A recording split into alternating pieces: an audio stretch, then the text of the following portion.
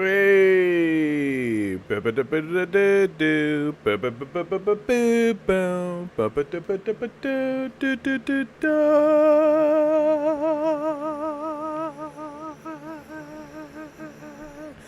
been a beautiful day.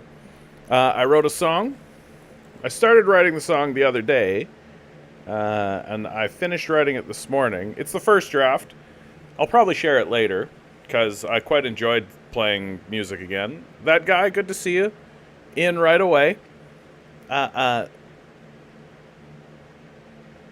mean, this show is just going to be a continuation of what was going on before, right? Like, there is, now we see encampments popping up here in Toronto. Oh, I had it. I'm the most organized person in the world. I'm the most organized person in the world. I'm the most organized person in the whole wide world. Yes, I'm super organized. That's me. Pro-Palestinian student protesters set up camp at U of T. Toronto is literally like one of the last places to actually tune in on this. The encampment is, of course, small, but it is there, and it is a start. Compton, good to see you. Almost immediately, Jagmeet Singh has released a statement. I stand in solidarity with students and anti-war advocates. What is happening in the U.S. now is very dangerous and alarming. In Canada, I want students to know this. It is your right to peacefully protest, and I will defend that. New Democrats will continue to stand for peace and justice, for protection of your charter rights, and for ensuring every student feels safe and welcome on campus. I haven't seen anything from Trudeau. Haven't seen anything from Polyev on the subject, because they both know that they're on the losing side of this. They both know that they're pro-Palestinian, or pro-Israel, rather. They're not going to stand up against Zionists, right? And say something like, maybe, yeah, it's okay to protest, this Nazi-level threat that we're all experiencing together. That guy says, not sure if they fired the rubber bullets, but they were sure pointing and screaming. What are you talking about specifically there, that guy? Oh, you got censored comments. Oh, yeah, of course.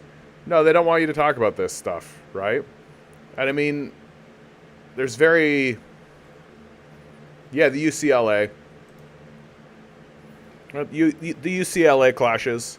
Some places, like, there are different responses coming from all over the place, right? The ones that we are, of course, hyper-focusing on, or the ones that we are paying attention to, are the most egregious ones. And it looks like UCLA is, like, really high on the list because very clearly the Zionists were told to go ham, and the cops basically didn't show up. Or, if we follow my line of reasoning, oh, wow, where were the cops during all of this? All we see are these plainclothes terrorists terrorizing people, and there's no police around.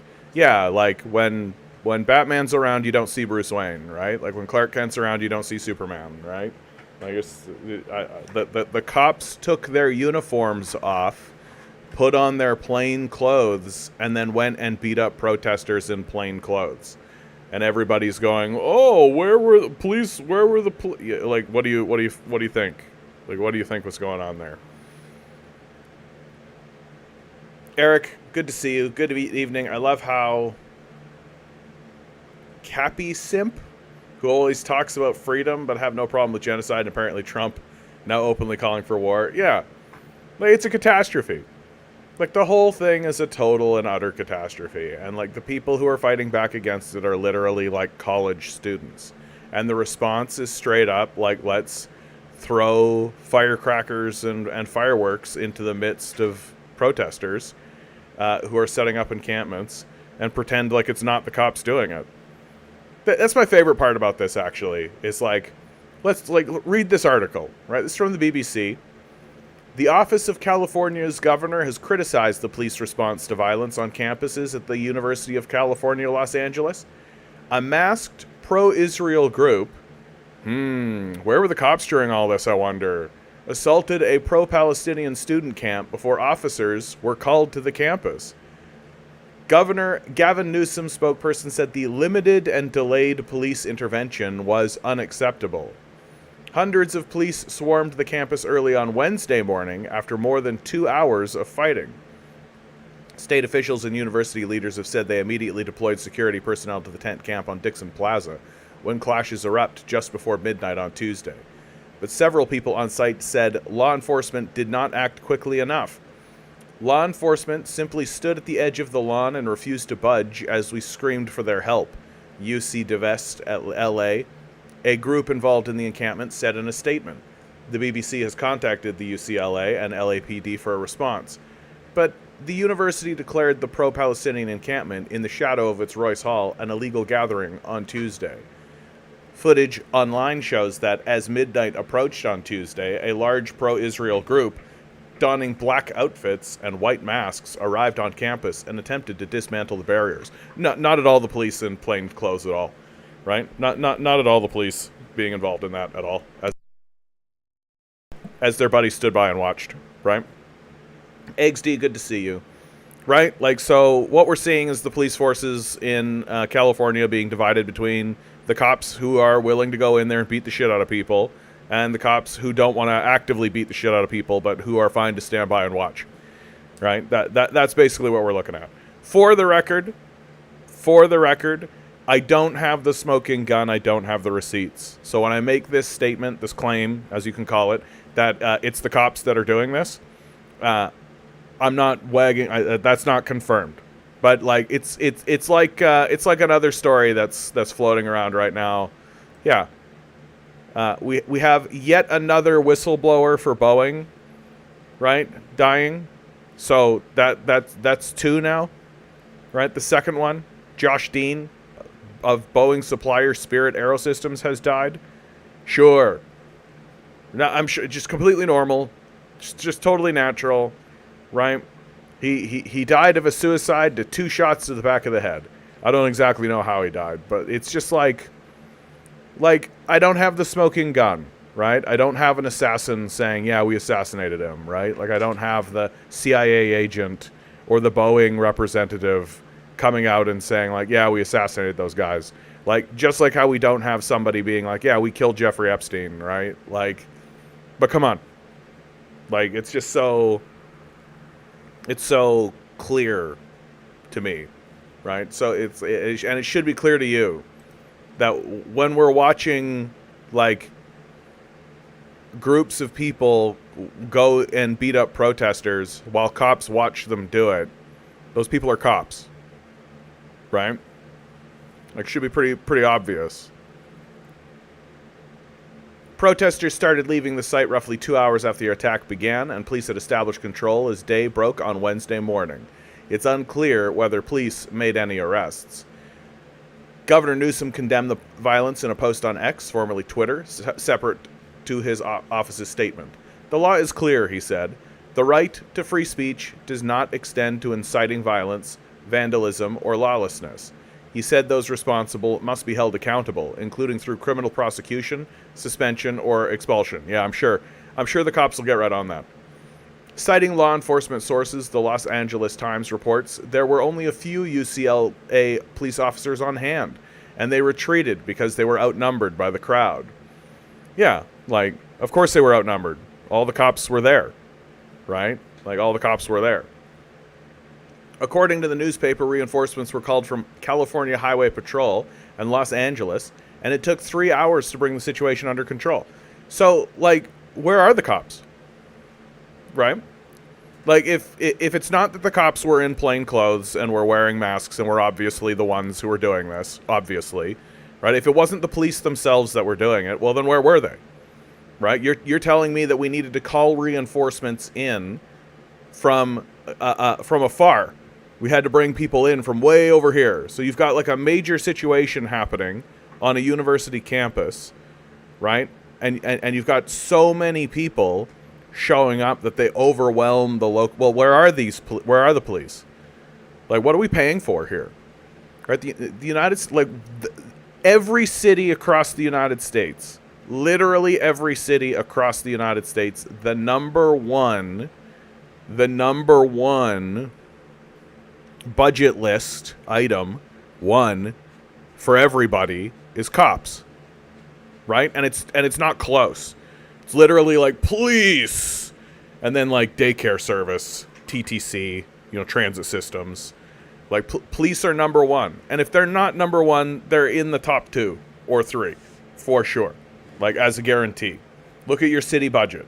I almost guarantee police likely number 1. So where are they? The police who are on the site were overwhelmed. They had to call in police, but the police couldn't arrive and weren't able to get there for 2-3 hours. What are you talking about? What are we paying for? Like, what are you paying for? Like, you're paying for police. Like, you're paying for police that during like mass school shootings stand by and listen to screaming children, like what happened in Arizona. We have it on tape. Right? And you're paying for cops to go into protest groups and beat the shit out of them while pretending they're not cops. Like, it's just so clear, and it's getting so obvious that that's the case. Gabriel, good to see you if I didn't say hello. Eric says, so much for being the anti-war president, for wanting a war with Iran. Yeah, and one thing about this whole Palestinian genocide is going on. We completely ignore what's happening in Ukraine. Yeah.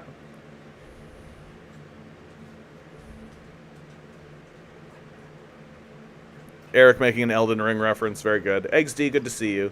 You had to unload a shipping container full of metals again? Such is life, my man. Such is life. We're all so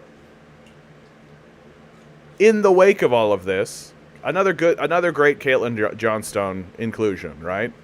Caitlin Johnstone always has her finger on the pulse of it, always knows what's up.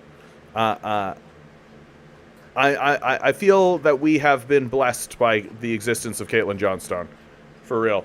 CNN compares campus protesters to Nazis in stunning propaganda segment.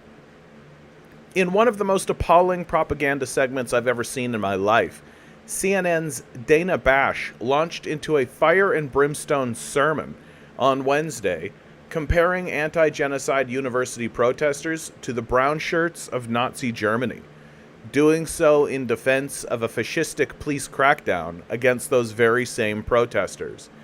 After playing a clip of Zionist activist Eli Civez theatrically claiming campus protesters at UCLA were blocking him from his classroom, Bash solemnly said, again, what you just saw is 2024 in Los Angeles, hearkening back to the 1930s in Europe, and I do not say that lightly. The fear among Jews in this country is palpable right now.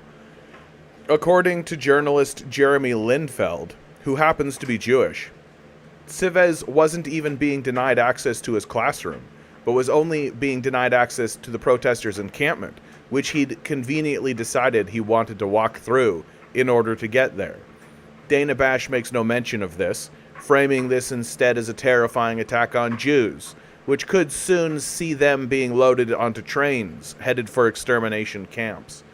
Bash played a clip of New York City Mayor Eric Adams saying, "There is a movement to radicalize young people, and I'm not going to wait until it's done," as though preventing the spread of radical political opinions is something a mayor is elected to do in the United States.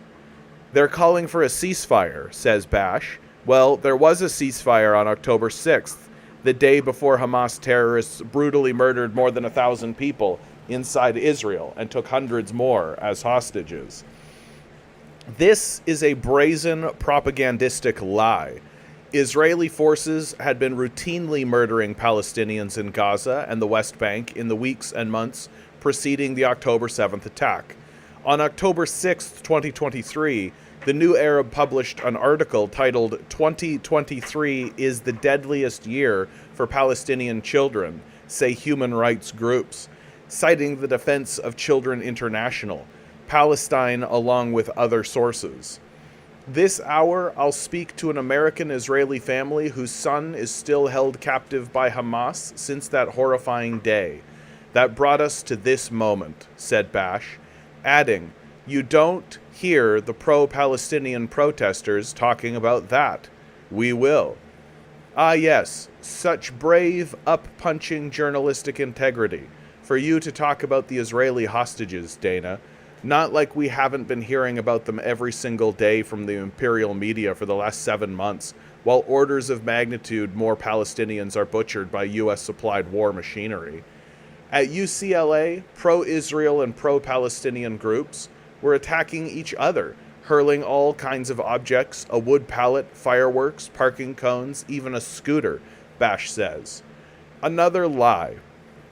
The footage going around makes it abundantly clear the violence is being consistently instigated by Zionist counter-protesters, with videos of pro-Israel thugs launching fireworks and hurling bottles of chemicals into the encampment, ganging up on a protester on the ground and beating him with sticks, and tearing down parts of the encampment while screaming, "Second Nakba."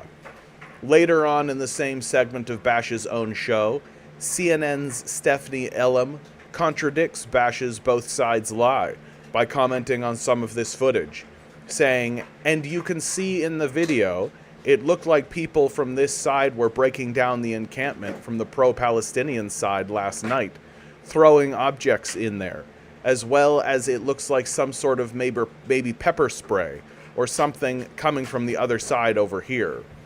It should be noted that Dana Bash gets her surname from her first husband, Jeremy Bash, who went on to serve as the chief of staff for both the CIA and the Pentagon.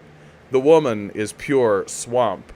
It should also be noted that CNN's own staff recently leaked to The Guardian that they have been pressured to report on the Gaza onslaught with an extreme pro-Israel bias, attributing the pressure to the network's new CEO, Mark Thomas. I, for one, think it's great that the imperial media are becoming so transparently obvious about their propagandistic nature, and I hope they keep exposing mainstream Westerners to the fact that the primary purpose of these outlets is to promote the information interests of the US and its allies. Propaganda only works if you don't know it's happening to you, so hopefully they'll keep going mask off like this for everyone to see. Yeah, speaking of mask off, I was shocked by this one. Like, the mask's off, guys. Like, the mask is off in a big, big way, right? This is with the Quds News Network. Pro-Israel mob played the sounds of crying children on speakers in front of the pro-Palestine encampments at UCLA. Like, these people are Nazis, right? Like, this is only the type of thing that a Nazi would do, and that it would even think to do in the first place, let alone actually do. To roll up on a bunch of people protesting a genocide and play the sounds of crying children on speakers. It's monstrous, right? It's monstrous. It's horrifying. It's horrific. Eggs D writes, "I should be out there helping the cause, but I'm stuck with work." Yep, welcome to the struggle, my man. Welcome to the struggle, Eggs D. That's what it is, honestly. Like, one of the things I struggle with is my dedication to doing this stream versus going out into the street. Like, I really do struggle with that. Like, should I be going out to these protests, or should I be really committing to the schedule that I have? And I don't know which one to do. And in fact, there is a little part of me that is starting to believe that what I really should be doing is I should up my game, find a way to live stream out in the public, you know, be able to live stream just with my phone. Like, so it'll be different. Obviously, it'll be a different sort of thing, but at least I will be out there, and at least I'll be there trying to support and trying to do something, and maybe even turn it into one of those. Like, I constantly talk about the walk around videos. Well, it would be great if there was a walk around video that I could do for these encampments. Like, that's something I should actually legitimately think about.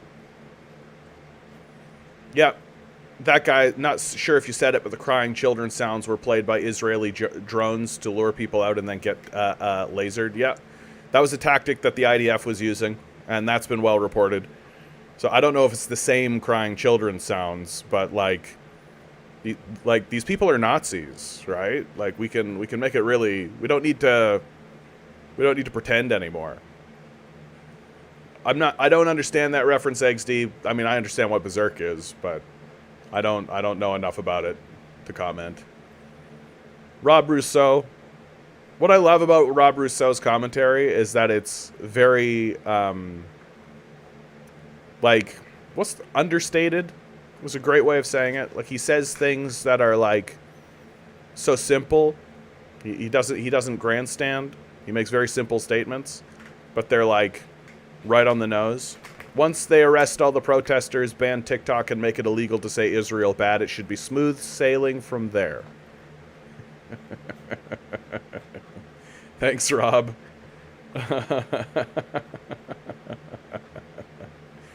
That one really, really got me. Meanwhile, the House of Commons, or sorry, it's not the House of Commons, is it? It's the House. Doesn't matter. The House votes 320 to 91 to urge the Department of Education to codify criticism of Israel as unlawful anti-Semitism. So if you straight up criticize Israel at all for any reason, so like, I don't know that I agree with Israel's trade policy with the Saudis. I think perhaps they could be getting a better deal. You what an anti-Semite. That's anti-Semitism. Any criticism of Israel is anti-Semitism.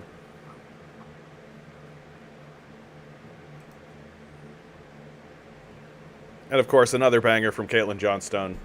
So it turns out the US president can be an actual, literal dementia patient, and the US empire will trudge on completely unhindered by this.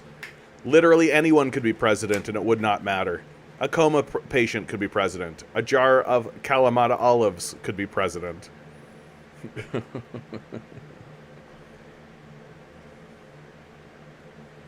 Yeah, amazing. Anti-Semitism is unlawful, but being virulent anti-black racists gets a free goddamn pass. Yeah, where's your free speech now? Right? Like, where's your free speech now? Like, where's all the free speech warriors, man? Where are they? Man, it's almost as though they were all just racists, right? That just wanted to say the N-word. Like that they never actually cared about free speech, right? Like that they never actually cared about like any of the arguments that were being put forward by anybody in regards to, like, hey, there is such a thing as, like, harmful speech, right? You can really, like, cause significant damage to people. No, none of that matters, right? None of that matters. Yeah, if you oppose Nazism, you must be anti-German. Exactly, June. June just cutting right through it. Like, this is just getting to be nonsense. Nope. We don't need that. Like,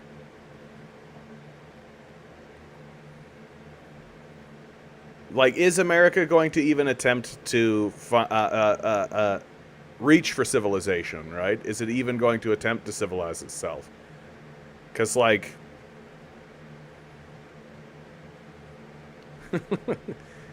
like, it blows me away.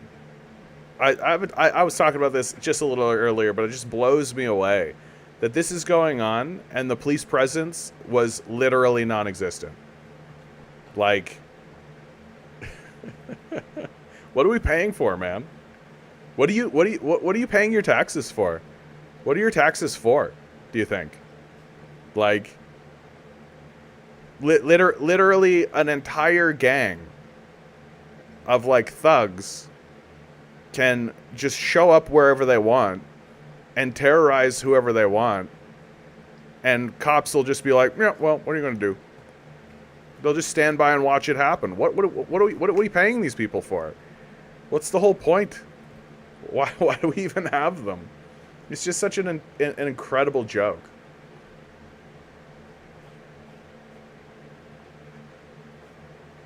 So, moving on to other news, right? Because that's just unfolding and ongoing. We're just going to constantly be taking a look at that. Israel tells the United States it will punish Palestinian Authority if ICC issues warrants. So, straight up, Israel basically taking Palestine, Gaza, and the West Bank hostage if its demands are not met, right? That if the ICC does its job and issues arrest warrants for Netanyahu, as it should, right? Which is the right thing for that organization to do if it wants to maintain its own credibility. Well, Israel has said it's going to take it out on the Palestinians, right? Like, these people are Nazis, right? Like, and it's getting, like, extremely clear that that's the case.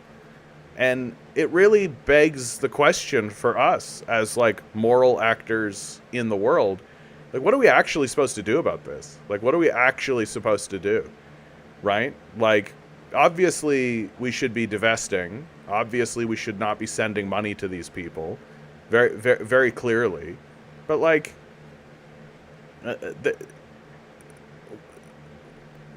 like, when we were fighting Nazis, we were fighting Nazis.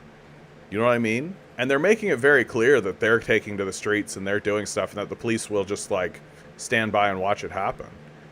Right? Like, I guess my big question is, do the Israelis, do the Zionists not understand where this goes? Right? Like, do they not understand where, if the only solution they give, if the only path they give for the entire rest of the world is a military pushback, then that is what it will eventually occur. Like, do they not understand that that is where this goes? And this is the path that they've put themselves on? That if they're not willing to negotiate, if they're not willing to make concessions, if they're not willing to show that they're actually trying to resolve this issue in good faith, if they're not willing to do those things, like, aren't they just piling woe and misery on their own heads? Like, there just comes a point where it feels like I'm reading, like, the book of Malachi in the Old Testament, where he's just standing there being like, "Woe be unto Israel, you have piled misery and woe upon your head and the heads of your children." Like, once the ICC issues arrest warrants, the Israeli people should fucking arrest Netanyahu, right? Like, this genocide should stop. But instead of that, it looks like they're all just going to keep pushing forward, and they're just going to keep doing it in the face of it, and because of it, because the rest of the world is standing up and saying this is unacceptable, because the rest of the world is standing up and saying, "Hey man, quit it." They're gonna continue the genocide because of that. Like, at what point do we start going after our own elected officials? At what point do we start going after people on our own soil who are clearly part of this psychopath cult? Like, at what point does it cease to become an issue of, like, at what point does it cease to become a negotiation? Because it seems like we're careening very quickly down that path, right? It looks like we're careening very quickly down that path, where it's no longer going to be about solidarity, but survival itself. And it seems as though if you give a group of people only one path out, they're going to take that path. And if you lack the wisdom or the foresight to actually recognize that you need to ameliorate these issues and these positions, that the people with power need to come to terms with the reality that they have to find concessions at the very least. Because if they don't, then what they're going to end up with is this Gaza-esque hellscape, which maybe that's their goal. Maybe that's what they're looking to do. Maybe they're attempting to do that. Why else would they just continue to do it? Why else are they continuing to do it, if not to use it as a policy for governance across the rest of the world?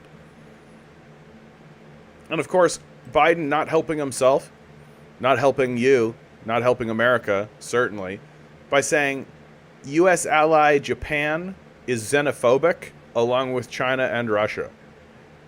I got to read this article, dude, because, like, it is absolutely wild to the highest possible level for a United States president to call any other country xenophobic.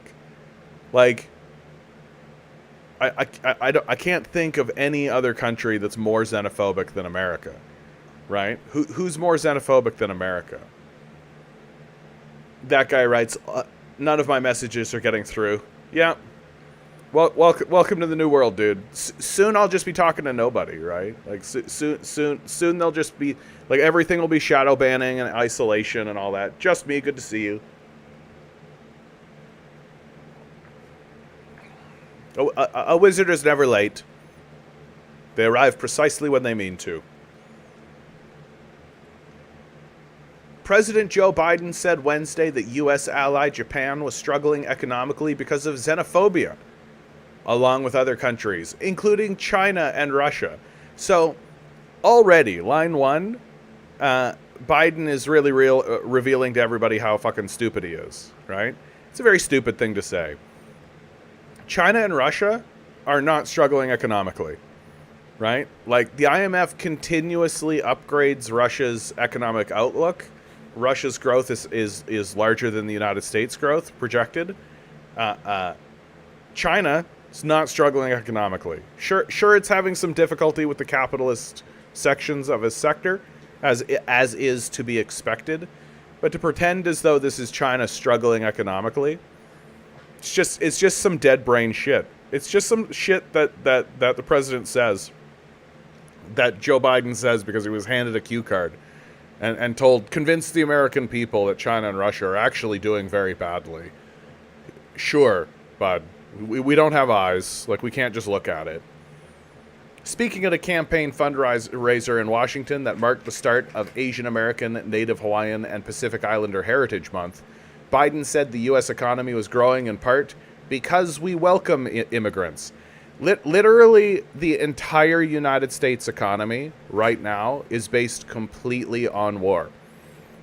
If you ever look at an economic growth chart or a GDP chart or something that shows, oh, look, the United States, it's growing. Sure, the COVID period was like a little blip, but look, it's growing, right? It's going up. Right, it's because they take all of their money, all of their financial power, they tax you, right? The people who are actually productive, the people that are actually doing things, right? The people that are actually providing services. Well, they tax you, and then they take your productivity and the services that you're providing, and they funnel it into a war machine, right? But that war machine counts as GDP, right? Those are jobs. They're creating jobs. They're building and manufacturing stuff. But it's all weapons that just carpet bomb the shit out of places, right? So it's just so the end result of all that quote unquote economic growth that you're seeing is just, it's like cops and military personnel, drones, dogs with flamethrowers and shit. Like, this is what makes modern economics a fraudulent system, like completely fraudulent. And I will say this to an economics professor, that these people are frauds. And they're frauds because there is absolutely no analysis of the outcome of anything. All they give a shit about is line goes up. And they don't care who gets the wealth, and they don't care where it goes, right? Oh, but look, our productivity is through the roof because we're bombing a bunch of Palestinian children. Like, they don't give a shit about that because they're frauds and liars, right? And illiterate at the highest possible level, right? They don't know anything. And that's probably why they're PhD scholars in universities, in fields like economics, right? Like, they've produced nothing of merit in the last 60 years. All they've produced is just a circle jerking Milton Friedman bullshit, which is just how to collapse an economy 101. How to impoverish children 101, right? Like that's Milton Friedman. That's his whole shtick. And so, oop, get out of there. Click. Sorry, I'm like moving around and everything's got like a Rube Goldberg machine happening here. Nova Scotia, how you doing? And like, so that's how you end up with these ridiculous kind of more like brain dead statements. America's economy is growing because we measure growth as Palestinian children skeletons. Look how many skeletons we created.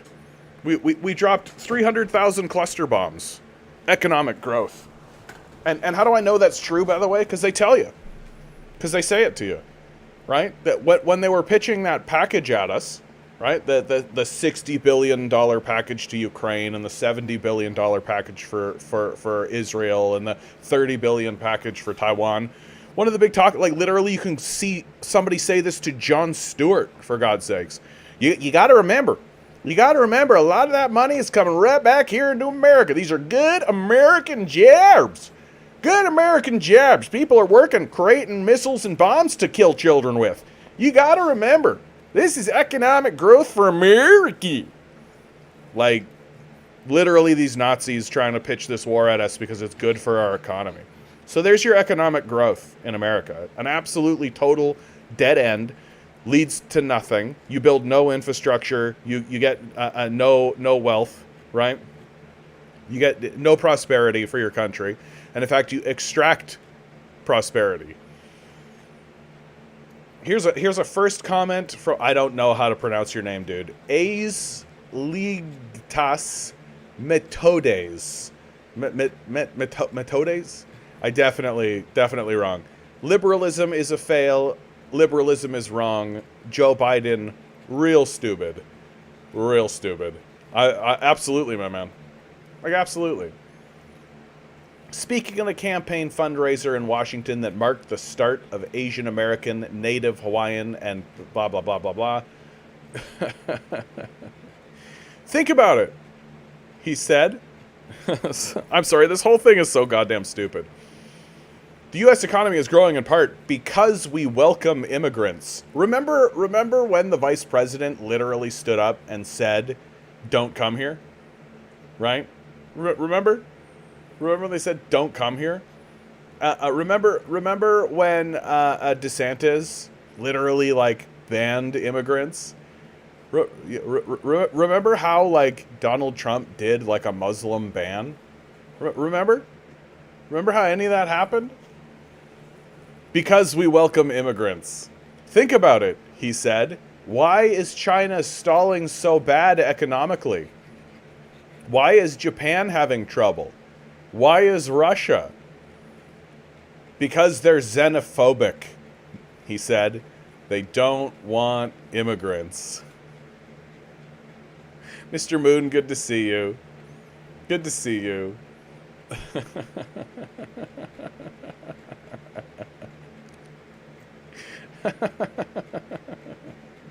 Like, Russia is not faltering economically. First of all, it's just a lie, right?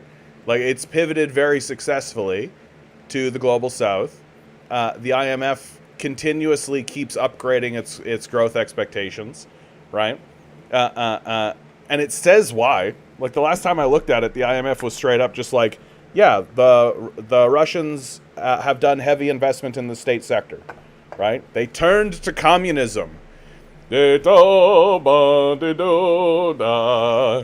they just basically said, oh, okay, we can't rely on like foreign investment. The capitalists and the Americans are straight up stealing our assets, right? So we have to rely on state sector expenditure, right? We have to. And so they did, and it's been successful, right? As I have been saying all along, right? Like, it turns out that if you invest in people, you get happy people, right? And so to try to say it's all xenophobia, it's all xenophobic, Oh yeah, Russia's failing because it doesn't let immigrants into its borders. It doesn't increase its immigration by a factor of 10 the way that Canada did, right? Oh yeah, it completely ignored the fact that it had to militarize itself very swiftly to fight a war against American imperialism. Forget about that.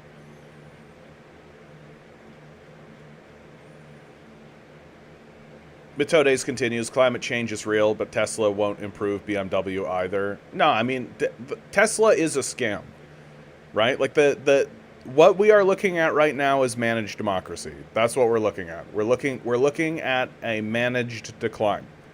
That's what we're looking at. We're not looking at like, let's try to grab good ideas. Let's try to find a consensus. Let's try to see how we can move forward in a rational way, right? Everything that's being done right now exists specifically and only to maintain the power of those who already have power and wealth into the new era, right? That as we head into this new era, this new climate change era, we need the wealthy know that they need to manage the decline and manage the populace, because the worst thing that can happen to them would be a popular uprising that seizes their assets, right? That would be the worst thing that would happen to them. And so they're trying to manage the decline. And the existence of Tesla, in my view, is a part of that managed decline. That they've always known they would never be able to replace automobiles with Teslas, right? Like, they've always known that. We don't have the resources to do it. Like, literally, there are not enough resources on the planet to do it. So we know that we can't. But we're going to sell the idea. Why? So that people fall into this sense of believing, oh, well, look, they're doing something. Oh, yeah, something's happening, right? We're all going to be okay, guys. Look, they're doing stuff. Here's Tesla, a big $100 billion organization whose leader is saying, don't worry, guys, we care about climate change. We certainly really care about climate change. This isn't a gigantic scam. This isn't just a money-making scheme to ensure that we continue letting the system lurch forward. Tesla doesn't just exist as a subsidized government program to allow big giant fossil fuel corporations to continue polluting at the highest possible level while buying carbon credits, right? Like the entire thing is a scam. And yeah, like, and the result of it is going to be, right, China, like, what's so crazy to me about China's perspective in all of this, like, China is going to be the country that gets hit. Like, China and sections of India are going to get hit in a way that's just going to be absolutely outrageous, right? Like, the raising water levels is going to wipe out coastal regions in China. The destruction, like the heat waves are going to be absolutely outrageous. Like, I don't know what China's plan is for any of this, because that's what they're facing and that's what they're looking for, right? That's what they're looking at, and at this point it's unavoidable. So I don't know what their intention is or what their plan is in order to actually resolve these overwhelming crises that are 100% coming their way. Like, the other day there was 50-degree heat in India. Like, it's absolutely insanity, and it's absolutely maddening to see that the response from our ruling class just seems to be cop up, get as many cops as possible, so that when the civil unrest occurs, we'll have a lot of cops. Like, soon everybody will just be a cop, right? We'll all just be part of a big military system, and the entire system will just be built around militarism. The education system will be designed to funnel kids into the military system, right? It's just what the whole thing is going towards. Like, you won't be able to get a job anywhere else because the whole system will have just fallen completely into retrograde. Hasn't Russia taken in more Ukrainian refugees than any other country? I mean, it would make sense, right? I mean, technically, Russia has taken in like entire cities worth, if you want to consider the annexation part of that.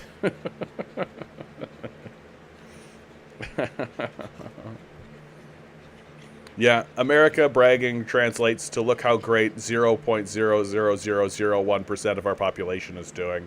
Yeah, like it's just asinine. It's just completely asinine. And and what's crazy to watch is that all of the plans of the United States empire, like everything is unraveling. The whole thing is unraveling in front of them, right? Their whole initiative, like I've got a thing up here, a picture up here. Turkey halts all trade with Israel. Other countries are following suit and doing the same thing. You've got literally China and Russia standing up and saying, like, hey, what's going on with the Palestinians? Like, it's unacceptable, right? We're going to support Iran. Like, these are not insignificant things that are happening on the world stage. And Israel, like the United States, is just getting more and more and more isolated. And soon they're not going to have anywhere to turn. Like, what's the end goal here for Israel? What's the end game? Like, nobody is willing to do trade with them. Literally, they've got Houthis that are destroying any trade that can go through.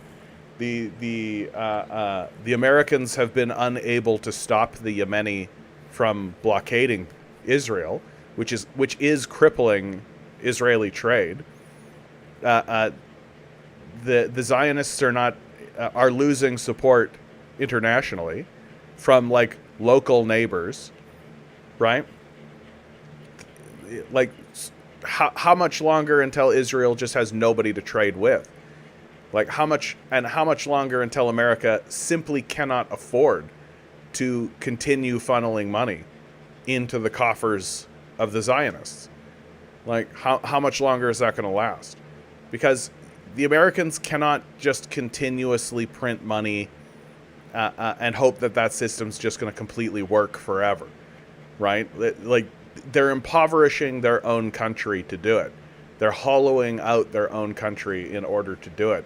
And already people are in rebellion. Already people are revolting. Already it's happening. And what, you think it's going to get better? You think as the psychopaths in power continuously double down on this idea that it's somehow going to improve? Like, they need Israel. Like, they need Israel to exist to complete the psychopathic objectives that they have, which is the domination of the Middle East, the destruction of the Middle East, and then the domination of China and Russia, which they can never achieve. Like, that's what's so wild about all this, right? Like, they can't win this game. Like, and even if they did achieve their objectives, like any military goal that they attempt to achieve, it's just going to completely backfire on them. And why is it going to backfire on them? Because they end up dying. That the John Boltons and Joe Bidens and Donald Trumps and Hillary Clintons and Obamas and Bushes of the world, they die. Right? They die. And the legacy that these like absolute psychos are going to leave behind is going to be a legacy of ash and woe for everybody. Because they don't care about building prosperity in the country. They don't care about any of that. Yeah, Monsieur, good to see you over on Twitch. Yeah, Turkey will trade with anybody. Yeah, not with Israel. Like, Israel is going to get isolated. It's going to get pretty serious, I think, for Israel. Like, they're not going to be able to trade with anybody. Sven Kier, good to see you. Good to see you. Yeah, like, there just comes, like, and what's crazy about all of it is that the alternative is literally just like, just chill out. Like, just chill out. Mesh, good to see you.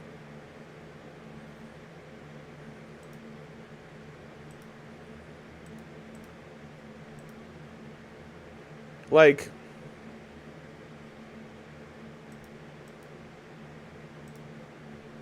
what, where's the sense in any of this, do you think? Where's the basic logic and the basic reason? Like where where where is the purpose? Where's the meaning in any of this? Who is gaining at all? Like even a little from any of this? Because it's not like it's not even the people who are making the wealth, right? Like it's not even the Elon Musks, it's not even the Buffetts, the Warren Buffetts, right? Like this isn't victory. Like this isn't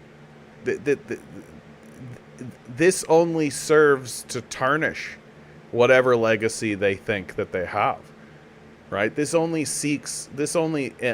makes them look stupid as shit. Like they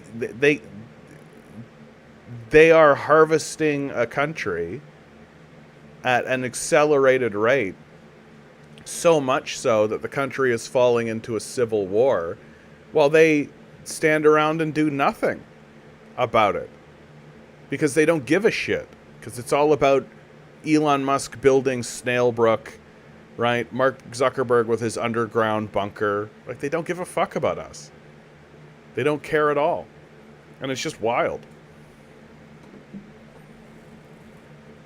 Oh, he's a good boy. My little pug just came and laid down right beside me right here. I gotta say good boy. Well, reporting in other news. Oh yeah, this isn't other news. This is a continuation. Colombia President Petro. There is a word that vindicates the necessity of life, rebellion, raised flags, and resistance. That word is called Gaza. The President of the Republic hereby informs you that tomorrow diplomatic relations with Israel will be broken. Like, it's really actually happening. Like, I don't have a map, but like there's going to be a map of the world where it's like countries that have broken relations with Israel. And it's going to be that same map we've all seen before, right? It's going to be the entire global south. It's going to be the entire global south breaking relations with Israel. And it's going to be the quote-unquote international community, Europe, Canada, America, and Australia, all maintaining its relations with Israel, as Israel stands as a major military base in the fight of the global north against the global south, right? The war of aggression. It's just like, why? Why are we doing it? What are we gaining? What are we achieving? What goal? What's the outcome? Why?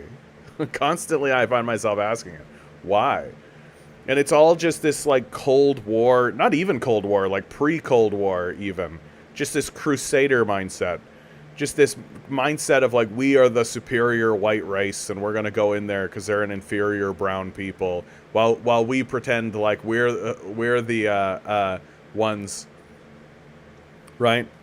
They're the xenophobic ones, right? Like every accusation is a confession, right? Every accusation is a confession. That when Joe Biden says that China and Russia are xenophobic, he's just projecting. He's projecting in an enormous way. He's basically saying to the entire world that, yeah, America's an incredibly xenophobic place. You're a white supremacist nation that despises any brown person who refuses to bend the knee, right? If you want to bend the knee to American imperialism, then welcome aboard and start working, right? But if you're not going to bend the knee, well, then you're a terrorist. You need to get wiped out. We're going to launch a crusade against you.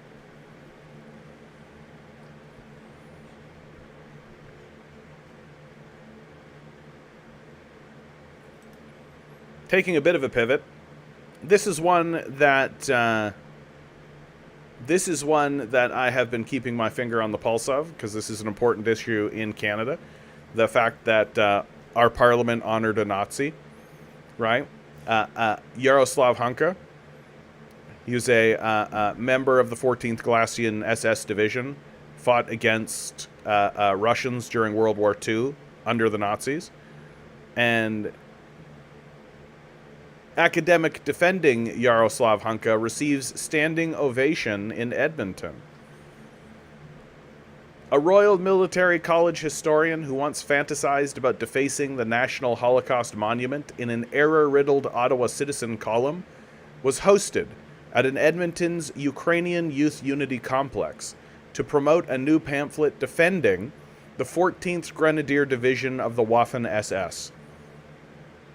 Lubomir Lekuik spoke to a crowd of about 50 people on April 28th at the complex, which featured a bust of Ukrainian Insurgent Army Commander Roman Shukiev outside, as well as a shrine to Shukiev in the UPA in the lobby.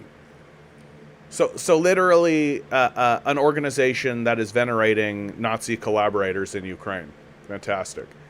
In pursuit of establishing an independent Ukrainian state, Ukrainian nationalists during the Second World War found common cause with the Nazis against the Soviet Union, collaborating with German forces in the mass murder of Jews and the ethnic cleansing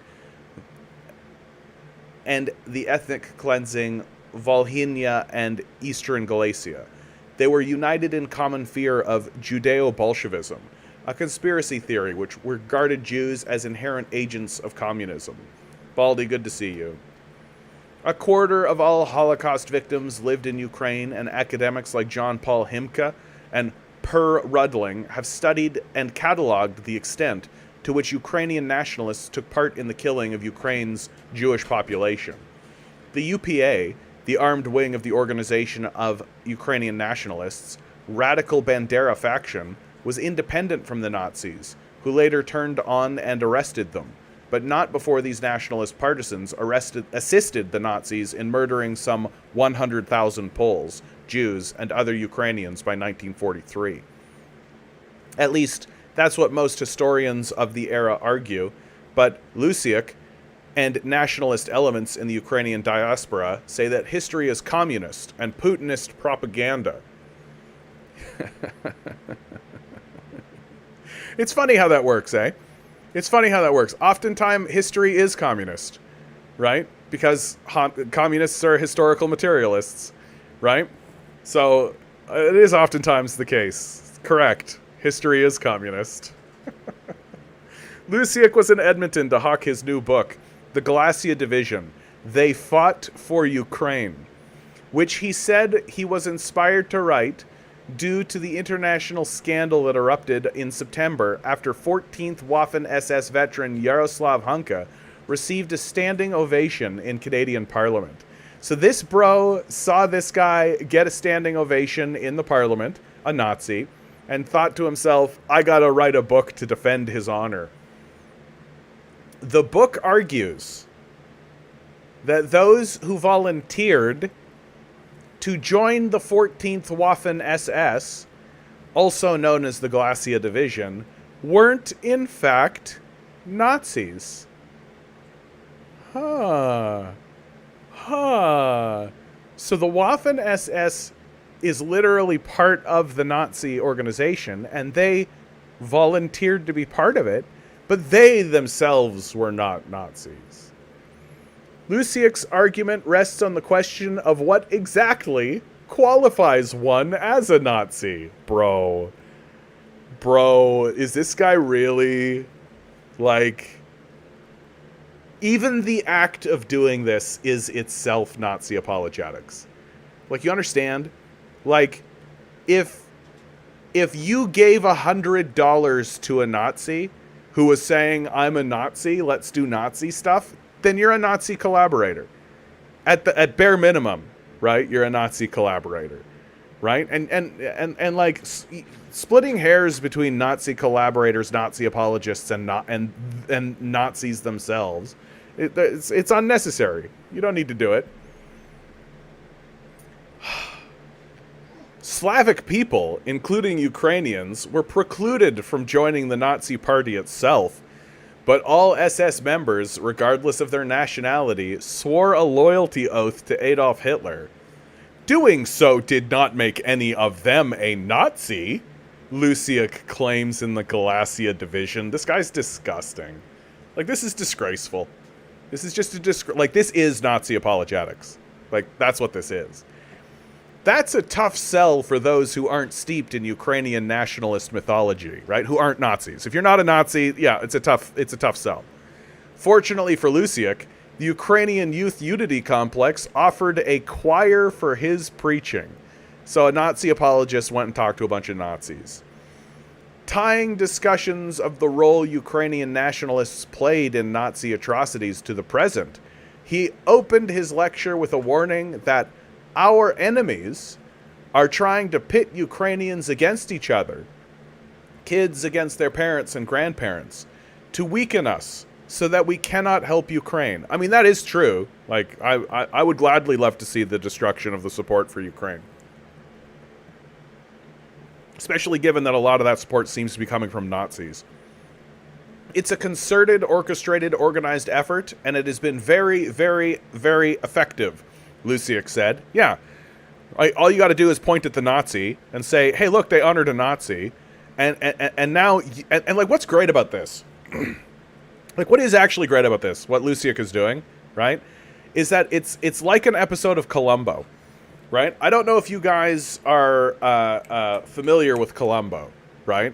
It's like an 80s like show where there's this detective and he's like a very like unassuming kind of guy. He kind of plays dumb a lot of the time, and the whole shtick with Columbo is that he has a hunch as to who the guy is, but he can't prove it, right?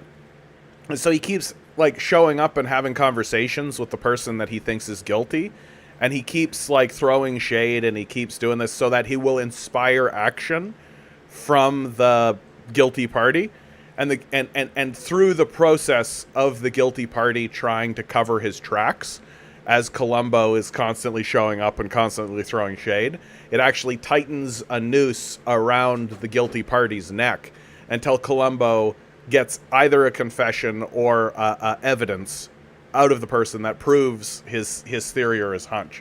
That the whole premise of the show is that guilty parties will hang themselves if you give them enough rope. And that's what Lusiak is doing here, right? That he's not actually helping the Nazi cause, right? He's exposing it further. He's making it more obvious that there are more Nazis in Canada than we thought, and that those Nazis are actually organized. They've literally made busts to former Nazis and Nazi collaborators. They're literally gathering in halls meant to honor Nazis.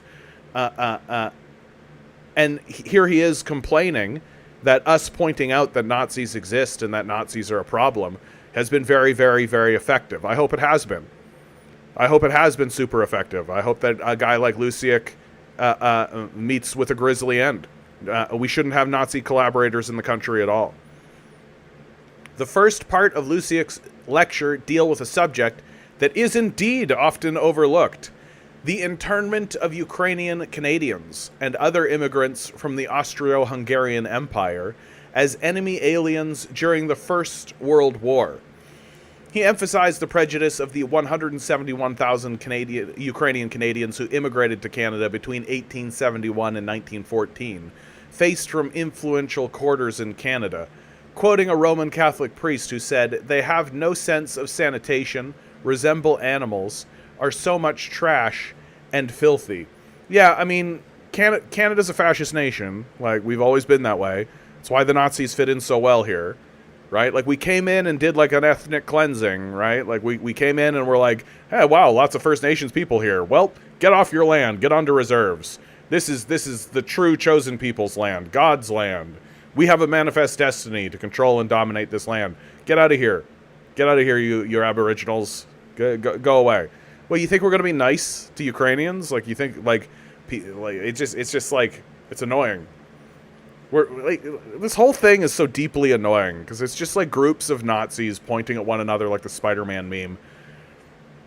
But even then, Lusiak couldn't help but inject the latest right-wing culture war touchstones into his presentation. Yeah, he's a Nazi collaborator, right? During the First World War, more than 8,500 Ukrainian Canadians of all ages, about 5% of the population, were sent to 24 internment camps across the country.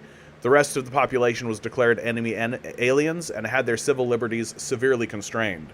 By contrast, 21,000 Japanese Canadian, representing 90% of their population, were interned during the Second World War. Describing the harsh conditions at these Ukraine-Canadian internment camps, Luciak implicitly compared them to Indian residential schools, specifically citing a cemetery in the forest at the Spirit Lake Camp in Quebec. You want to talk about unmarked graves in rural areas that no one knows about? We have our own to think about, said Luciak. In the early 2000s, Luciak received a phone call from someone in the National Library and Archives in Ottawa, warning him that a member of the Ukrainian Communist Party was in charge of the Central State Historical Archives of Ukraine in Kiev. Luciak said this meant the nationalist archives were at risk. She might not destroy them physically, but she'll put them in part of the archive where no one will ever see them again, he said. I mean, if communists are smart, what they'll do with nationalist archives is they'll put them forward and show everybody them, right? We definitely should not be eradicating archives of nationalists, right? We should absolutely be putting them forward, and we should absolutely be spreading that literature around, and absolutely be letting people see what these Nazis were up to, right? And if this person is a communist of any stripe, that's exactly what they'll do, right? Communism is not about eradicating the history of Nazism, quite the opposite, right? That the West is doing a really good job in this modern era of trying to eradicate the history of Nazism, right? And they do a really good job of pretending as though there is a parity between Nazism and communism, right? You see this all the time with frauds and losers all across the media spectrum, who pretend as though Nazism and communism are both abhorrent ideologies and that they're completely equivalent to one another, which you have to be illiterate to believe. Like, there's just no other way to describe that. And the moment you take a look at the basic history of what actually is going on, that is the moment that you realize, like, oh yeah, like, what was there ever a moment in any communist country where they dropped nuclear bombs on civilian targets, where they rounded up an ethnic group and put them in concentration camps and gassed them? Did the communists ever launch a war like World War II ever? At any point, has anybody in any communist country ever sought to launch a war so devastating and ridiculous as World War II against their neighbors? Right? When? Where? At what time? Oh, it didn't happen. Oh, interesting. So they don't have parity then, right? You're just saying that they do so you don't have to think about it, and so that you can just maintain your complacency. Like, that's what it's all about.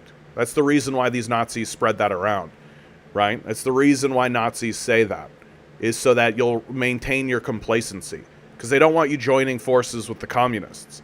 That it's better if you just stay uncertain and fearful of all parties and never actually look into what's actually going on. And if you're willing to just listen to Nazis and take what they have to say at face value, then, I mean, you're a pretty dim-witted person in the first place.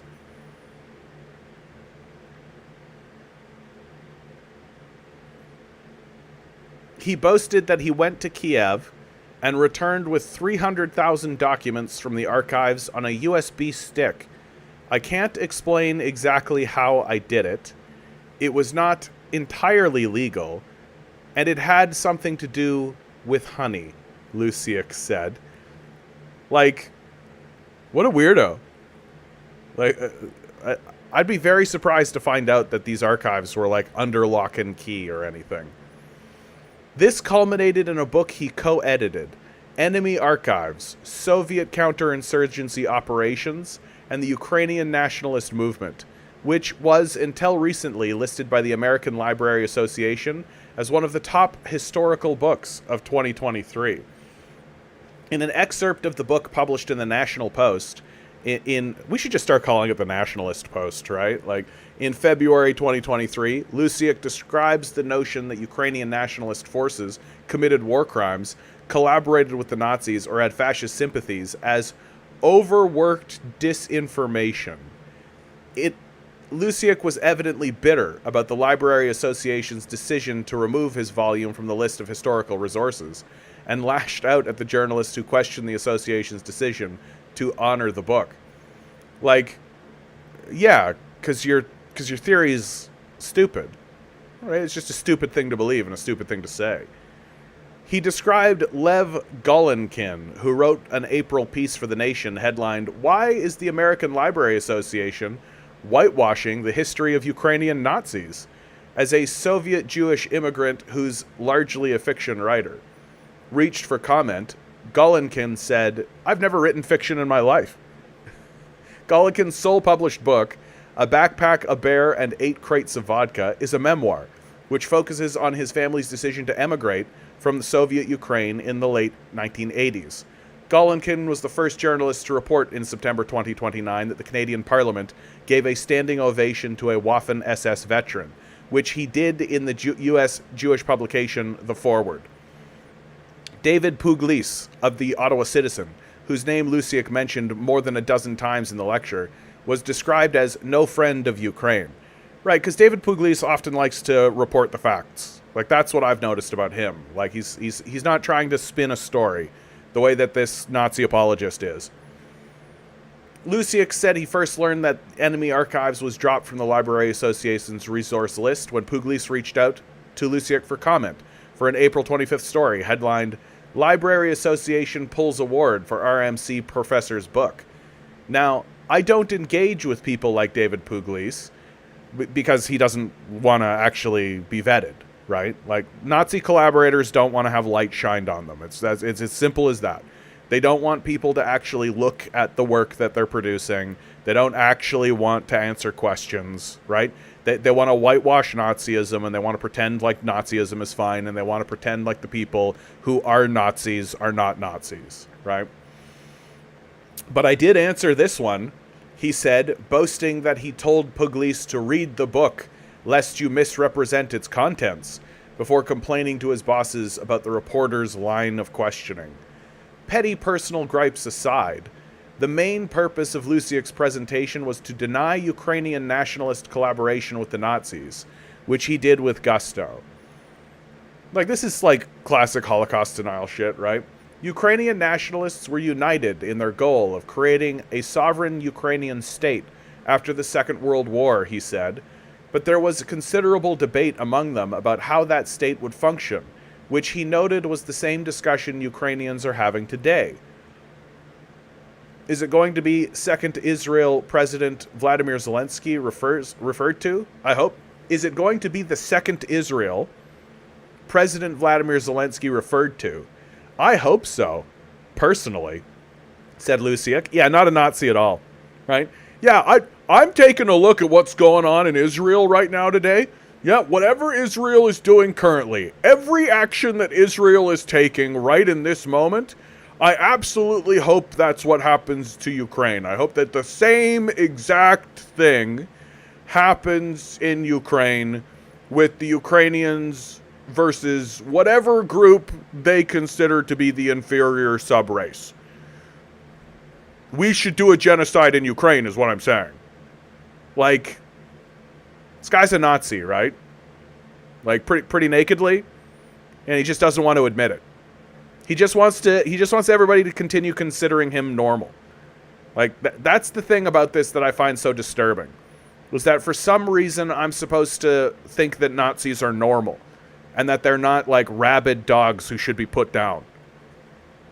Luciak acknowledged there might be some Ukrainian nationalists who...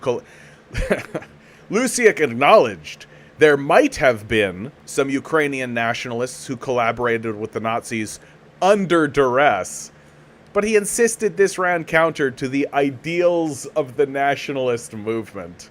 Certainly isn't the natural outcome of it. To suggest that there was any ideological overlap between Ukrainian nationalism and Nazism, Lukic said, is to engage in a Soviet propaganda campaign that has been resurrected by Russian President Vladimir Putin. It's Putin's fault. It isn't the historical record. It has nothing to do with the material facts of the situation. It's Putin's fault. Just like Russiagate. Yeah, what? They'll believe that it was Russia's fault they lost the election? Then it's Putin.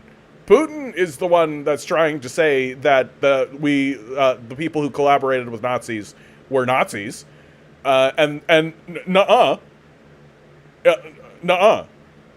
And so you're just gonna have a bunch of people who are just gonna be like, oh, it's Putin? Oh, Russian propaganda. Forget about, like, the historical record, right? And so now they have branded us. How have they attacked us? Here you go, he said, clicking his slideshow to an image of the Shukovich bust outside, spray-painted with red paint from 2021. Oh no! Criminal vandals creeping onto your property in the dead of night and spray-painting actual Nazi onto Shukovich, and then spreading that story throughout Canada and internationally. Yep, because it's accurate.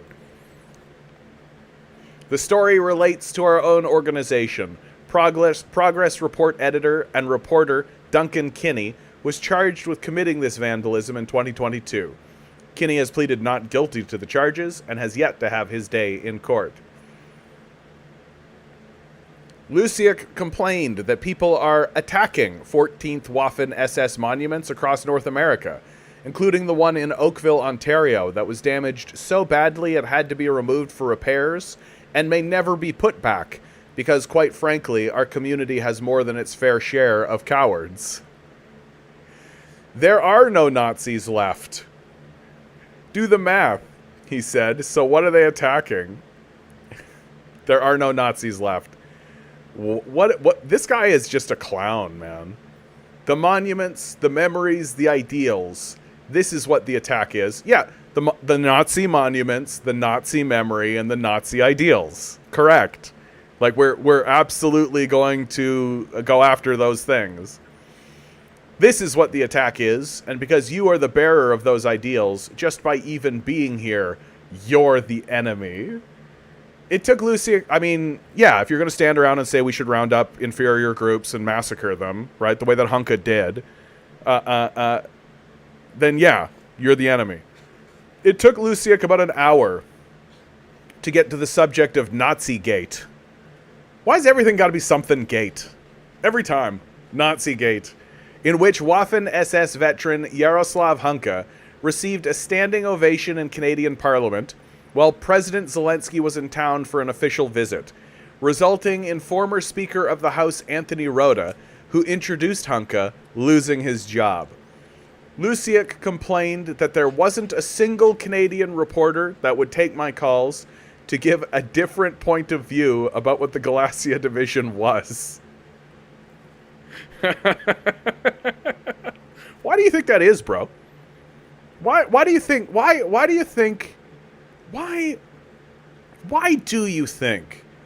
that there wasn't a single Canadian reporter that would take your call to give a different point of view about what the Galicia Division was? Why do you think that was? You know? It's probably the same reason why, like, NASA doesn't respond to flat earthers, right? It's probably the same reason, like, it's probably why, like, the same reason why we don't really respond to Holocaust deniers, you know? It's probably that same kind of rationale of just like, oh, here's this kooky loser Nazi who seems to think he's not a Nazi, doing Nazi apologetics. A cursory search of his name and Yaroslav Hunka's on Google suggest otherwise. Oh, well, see, straight up. So he's a liar, too. Lusiak was quoted in a September 27th Global News article and September 28th Globe and Mail piece. Hunka was called a monster. He was called an SS officer, Lusiak complained. Lusiak said, like, you get that we have Hunka's, like, journal entries, right? Like, the guy was, like, literally, like, gleefully saying, I can't wait to murder people. Oh boy, here I go killing again. Lusiak said that he spoke at the House of Commons Committee on Procedure and House Affairs to defend Hunka in March, because no other Ukrainian organization was willing to do so, receiving applause. Mr. Hunka has lived in Canada for 71 years now. So there's been a Nazi in Canada just chilling out, is a law-abiding citizen, broke no laws. I mean, it's probably false, but one assumes that fighting on the side of our enemies during wartime is probably breaking a law, whatever. Paid his taxes, raised a family. They're productive, contributing Canadians. And for all of that, because he wanted to see President Zelensky and came to Parliament, he was called a Nazi, because he is a Nazi. Right? I'm sure that there were lots of hardworking Nazis. I'm sure there were lots of Nazis who were like, I love my family. I'm sure there were plenty of Nazis who paid their taxes. I'm sure that there were plenty of law-abiding Nazis, right? Lusiak also noted that Hunka also served in the Canadian Militia Reserve for 2 years. So he swore an oath not only to Adolf Hitler, but to Queen Elizabeth II. Like, he's saying it. He said it. Like, he said Hunka swore an oath to Adolf Hitler, but also to Queen Elizabeth II, which, that's better.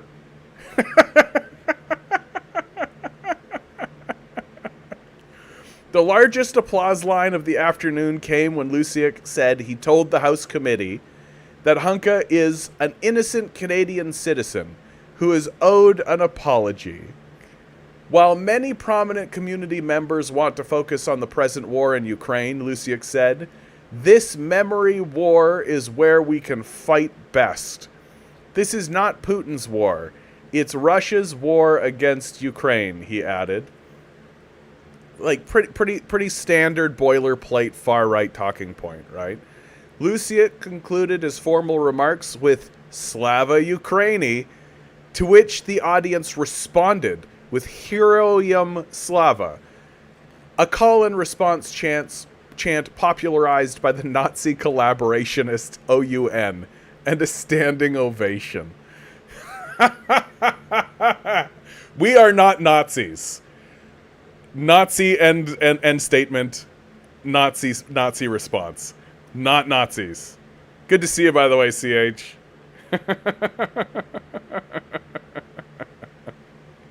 Like, it's so comedically, like, it's just like, it's so stupidly funny, right? Like, it's so dumb. Like, it's like, the only thing that could make it even better is if the entire time he was giving his speech, he was in a Nazi SS uniform, right? And there were, like, Nazi flags. He's just like, Hunka was not a Nazi, right? Doing, like, the Nazi salute. He, like, finishes it with a Hail Hitler. During the Q&A, an audience member asked why the view that members of the Glacia Division were Nazis is so prevalent. Because it's true? Because it's literally the historical record? Because, in fact, 1 + 1 does, in fact, equal 2. Man joins Nazi unit, takes pledge to leader of said Nazi unit, and then does Nazi stuff. Like, if it looks like a horse and it sounds like a horse, it's a fucking horse. Like, it's and that horse is wearing a Nazi uniform, then it's a Nazi horse. The Russians have had the ears of academia for century. The Russians stole the election. That's why Hillary didn't get elected. That's the reason why Hillary didn't get elected is because of the Russians. That's what it is. The Russians are this overwhelming force. Lusiak said, citing the great Russian novelists Dostoevsky and Tolstoy.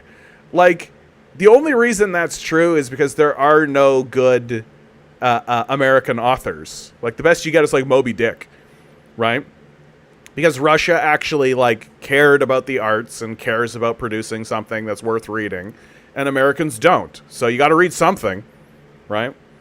And as if we're not, like, also reading the shit out of Shakespeare, right? As if we're not, like, spending all our time researching, like, they've manipulated public opinion for centuries. Ukrainians have not existed for centuries. The decolonization experiment is only beginning with this war that Ukraine is fighting against the enemy, so it's going to take a very long time to change those attitudes.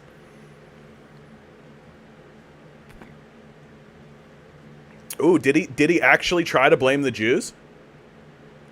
It's the Judeo-Bolsheviks. That's the problem. Those pesky Bolsheviks. One attendee suggested to Luciak, with clear echoes of the Judeo-Bolshevist conspiracism, that if you want to find out why your book was banned, at least one reason would be the Jewish lobby, the Jewish influence, noting that Golinkin is Jewish. You know what else you could look at?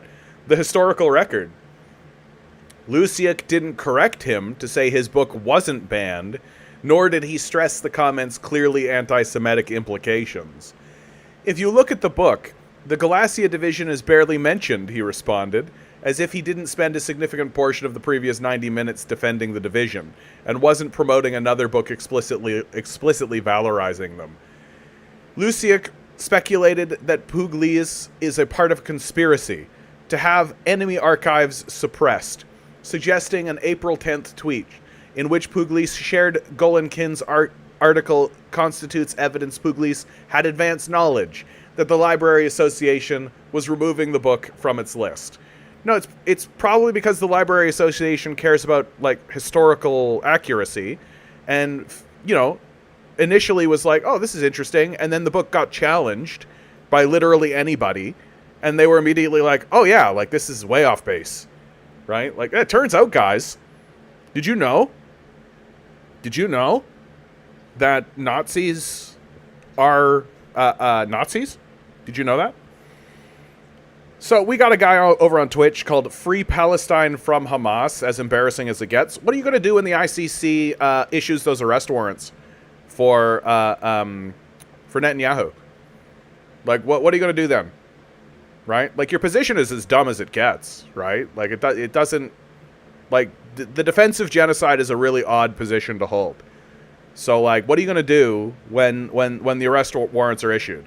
Are you just going to be like, oh, the ICC is part of a Judeo-Bolshevik conspiracy, the way you guys usually do?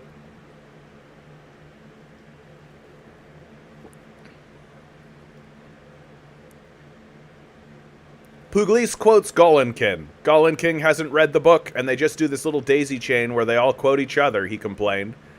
A different audience member shouted out, "Don't forget Rudling," a reference to Swedish-American historian of nationalism Per Anders Rudling, who's quoted in Pugliese's piece describing Luciak's work as memory activism.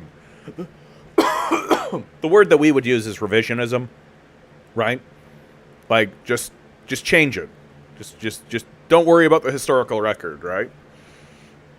I was surprised they didn't bring in the distinguished historian from the University of Alberta we all know, Luciak said, in apparent reference to respected academic John Paul Himka, author of the 2021 book Ukrainian Nationalists and the Holocausts, and the thorn in the side of Ukrainian nationalists. Like, don't you find it interesting that there's, like, all these academics and journalists? There's, like, a whole group of people that are literally like, oh, you know, these guys are Nazis, right? And there's, like, one guy standing up and be like, they were not Nazis, I say, in spite of all of the overwhelming evidence, and continue to confirm that they were in fact Nazis. Like, the guy literally swore an oath to Adolf Hitler. Like, it's over.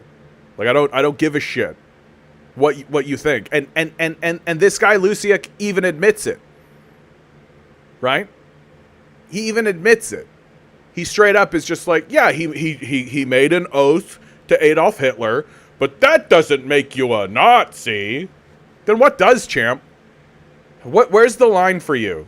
Right? And then when you actually look at this guy's argument, the line is, like, very specifically catered. He, like, very specifically cuts a hole that is shaped exactly like a Ukrainian nationalist to allow them to walk through and not be a Nazi somehow. One of the last questions similarly asked, why is the Jewish community so against us? This time, Luciak didn't dodge the question. In a nutshell, prejudice, he said. Many Jews, he explained, believe all the horrible things about Ukrainians they were told by their parents and grandparents and historians and academics and the historical record and history itself. Some of whom were socialists, which sounds like Judeo-Bolshevism to me. We're going to say that again. Here's how they end the article, dude. They end it this way. Many Jews, he explained, believe all the horrible things about Ukrainians they were told by their parents and grandparents, some of who were socialists, which sounds like Judeo-Bolshevism to me. This guy is a Nazi. This guy's a Nazi.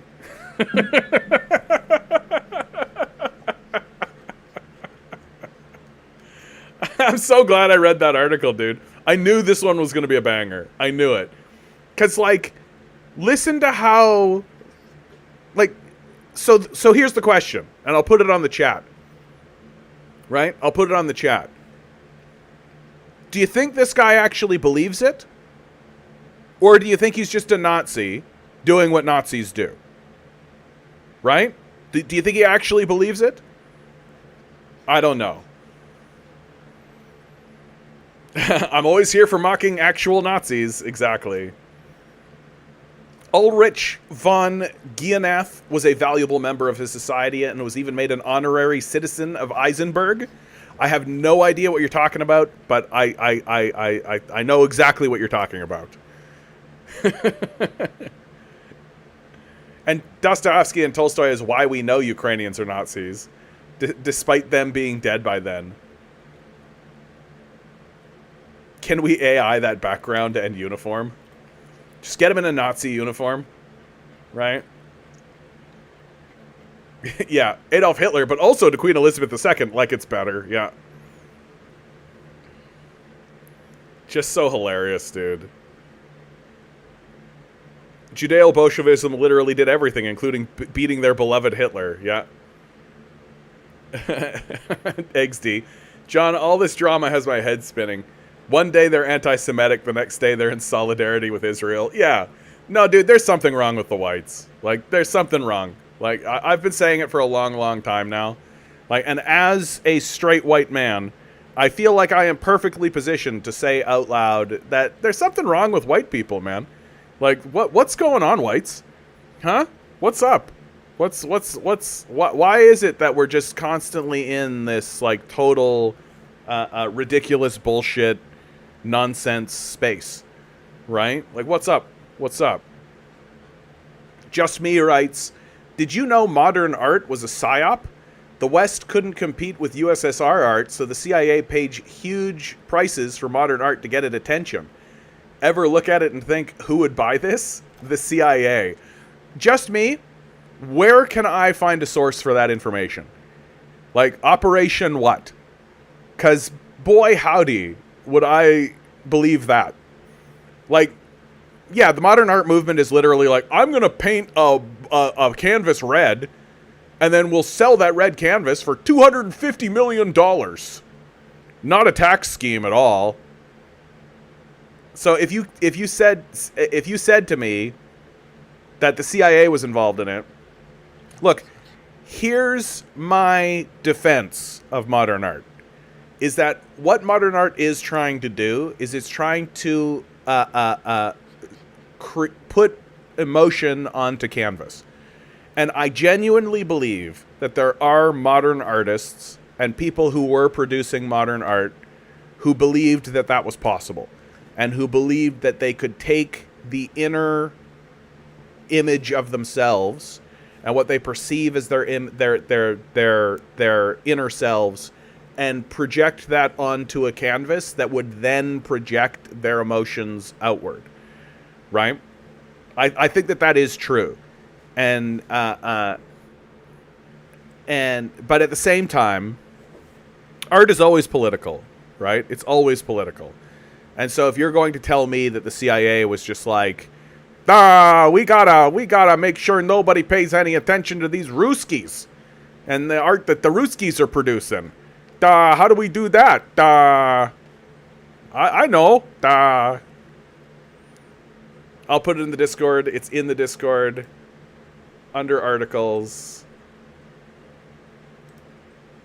Visit. This is from The Independent. That's a pretty good source. Modern art was a CIA weapon.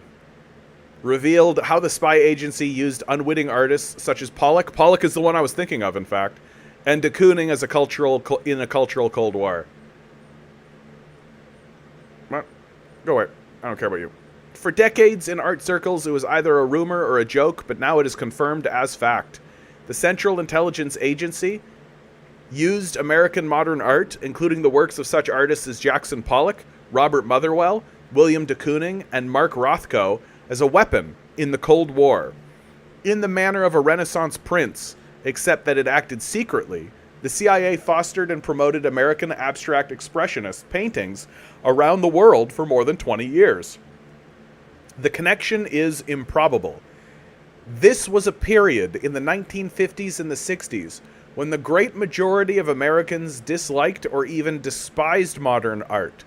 President Truman summed up the popular view when he said, "If that's art, then I'm a Hottentot."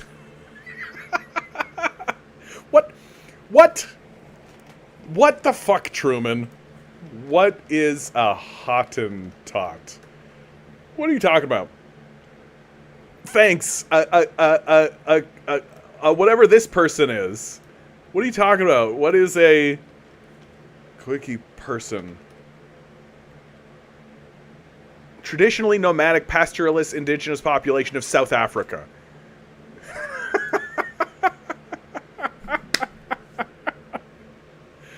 Thanks, Truman. Even now, as we're discussing like the CIA's connection to art, we got to be reminded that Truman was a piece of shit. As for the artists themselves, many were ex-communists, barely acceptable in the America of the McCarthyite era, and certainly not the sort of people normally likely to receive U.S. government backing. Why did the CIA support them? Because in the propaganda war with the Soviet Union, this new artistic movement could be held up as proof of the creativity, the intellectual freedom, and the cultural power of the United States. Russian art, strapped into the communist ideological straitjacket, could not compete. I mean, it was probably had more to do with money and intention, right? Like, if you give billions of dollars to project an image over the entire world, doesn't matter if it's communist or not, right? The communists weren't doing that. So, the existence of this policy, rumored and disputed for many years, has now been confirmed by for the first time by former CIA officials. Unknown to the artists, the new American art was secretly promoted under a policy known as the Long Leash. Arrangements similar in some way to the indirect CIA backing of the journal Encounter, edited by Steven Spender. The decision to include culture and art in the U.S. Cold War arsenal was taken as soon as the CIA was founded in 1947. Dismayed at the appeal communism still had for many intellectuals and artists in the West, the new agency set up a division, the Propaganda Assets Inventory, which, at its peak, could influence more than 800 newspapers, magazines, and public information organizations. They joked that it was like a Wurlitzer jukebox. When the CIA pushed a button, it could hear whatever tune it wanted playing across the world. The next key step came in 1950, when the International Organizations Division was set up under Tom Braden. It was this office which subsidized the animated version of George Orwell's Animal Farm, which sponsored American jazz artists, opera recitalists, the Boston Symphony Orchestra's international touring program. Its agents were placed in the film industry, in publishing houses, even as travel writers for the celebrated Fodor guides. And we now know it promoted America's anarchic avant-garde movement, abstract expressionism. But they don't do that shit anymore, guys. They did that before, right? They're getting involved in all aspects of culture, but they're definitely not doing that anymore, right? Initially, more attempts were made to support the new American art. In 1947, the State Department organized and paid for a touring international exhibition entitled Advancing American Art, with the aim of rebutting Soviet suggestions that America was a cultural desert. But the show caused outrage at home, prompting Truman to make his Hottentot remark, and one bitter congressman to declare, "I am just a dumb American who pays taxes for this kind of trash." The tour had to be canceled. The U.S. government now faced a dilemma. This Philistinism, combined with Joseph McCarthy's hysterical denunciations of all that was avant-garde or unorthodox, was deeply embarrassing. Yeah, America is routinely deeply embarrassing. It discredited the idea that America was a sophisticated, culturally rich democracy. It also prevented the U.S. government from consolidating the shift in cultural supremacy from Paris to New York since the 1930s. To resolve this dilemma, the CIA was brought in. The connection is not quite as odd as it might appear. At this time, the new agency, staffed mainly by Yale and Harvard graduates, many of whom collected art and wrote novels in their spare time, was a haven of liberalism when compared with a political world dominated by McCarthy or with J. Edgar Hoover's FBI. If any official institution was in a position to celebrate the collection of Leninists, Trotskyists, and heavy drinkers that made up the New York School, it was the CIA. Until now, there has been no first-hand evidence to prove that this connection was made, but for the first time, a former case officer, Donald Jameson, has broken the silence. Yes, he says, the agency saw abstract expressionism as an opportunity, and yes, it ran with it. Regarding abstract expressionism, I'd love to be able to say that the CIA invented it just to see what happens in New York and downtown Soho tomorrow, he joked. But I think that what we did really was to recognize the difference. It was recognized that abstract expressionism was the kind of art that made socialist realism look even more stylized and more rigid and confined than it was. And that relationship was exploited in some of the exhibitions. In a way, our understanding was helped because Moscow in those days was very vicious in its denunciation of any kind of nonconformity to its own very rigid patterns. And so one could quite adequately and accurately reason that anything they criticized that much and that heavily, handedly, was worth supporting one way or another. To pursue its underground interest in America's lefty avant-garde, the CIA had to be sure its patronage could not be discovered. Matters of this sort could only have been done at 2 or 3 removes, Mr. Jameson explained, so that there wouldn't be any question of having to clear Jackson Pollock, for example, or do anything that would involve these people in the organization. And it couldn't have been any closer, because most of them were people who had very little respect for the government, or in particular, and certainly, none for the CIA. If you had to use people who considered themselves one way or another to be closer to Moscow than to Washington, well, so much the better, perhaps. This was the long leash. The centerpiece of the CIA campaign became the Congress for Cultural Freedom, a vast jamboree of intellectuals, writers, historians, poets, and artists, which was set up with CIA funds in 1950 and run by a CIA agent. It was the beachhead from which culture could be defended against the attacks of Moscow and its fellow travelers in the West. At its height, it had offices in 35 countries and published more than 24 magazines, including Encounter. This is what your taxes pay for, kids. The Congress for Cultural Freedom also gave the CIA the ideal front to promote its covert interests in abstract expressionism. It would be the official sponsor of touring exhibitions. Its magazines would provide useful platforms for critics, favorable to the new American painting, and no one, the artist included, would be any the wiser. This organization put together several exhibitions of abstract expressionism during the 1950s. One of the most significant, the New American Painting, visited every big European city in 1958 and 59. Other influential shows including modern art in the United States and masterpieces of the 20th century.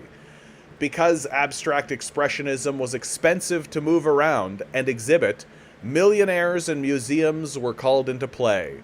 Preeminent among these was Nelson Rockefeller, whose mother had co-founded the Museum of Modern Art in New York.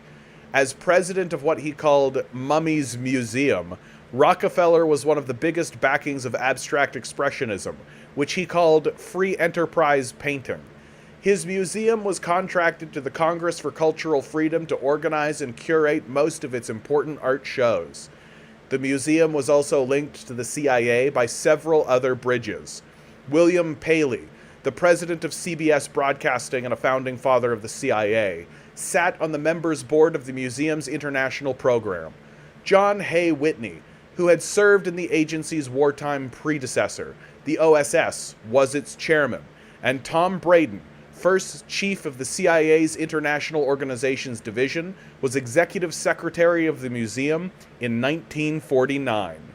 Now in his 80s, Mr. Braden lives in Woodbridge, Virginia, in a house packed with abstract expressionist works and guarded by enormous Alsatians.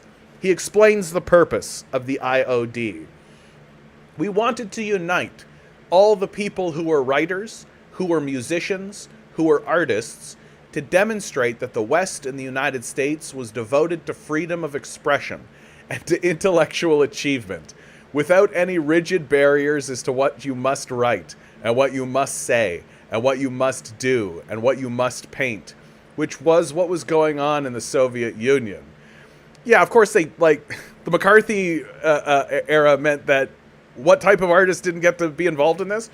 I think it was the most important division that the agency had, and I think it played an enormous role in the Cold War. He confirmed that his division had acted secretly because of the public hostility to the avant-garde. It was very difficult to get Congress to go along with some of the things we wanted to do. Send art abroad, send symphonies abroad, publish magazines abroad. That's one of the reasons it had to be done covertly. It had to be a secret. In order to encourage openness, we had to be secret. These guys are weirdos, dude. What a bunch of nerds. If this meant playing Pope to this century's Michelangelos, well, all the better. It takes a Pope, or someone with a lot of money, to recognize art and to support it, Mr. Braden said. And after many centuries, people say, oh look, the Sistine Chapel, the most beautiful creation on earth. It's a problem that civilization has faced ever since the first artist and the first millionaire or pope who supported him. And yet, if it hadn't been for the multimillionaires or the popes, we wouldn't have had the art. Yes, we would have, you dumbasses. Like, we would have. Don't you get it? That we get the art in spite of the millionaires and the Pope? Do you not understand that? Do you not understand that humans make art, and that the art that they're making is happening in spite of the popes and the millionaires? You fucking dumbasses. Would abstract expressionism have been the dominant art movement of the post-war years without this patronage? The answer is probably yes. Equally, it would be wrong to suggest that when you look at an abstract expressionist painting, you are being duped by the CIA. But look where all this ended up. In the marble halls of banks, in airports, in city halls, boardrooms, and great galleries. For the cold warriors who promoted them, these paintings were a logo, a signature for their culture and system where they wanted to display everywhere that counted. They succeeded.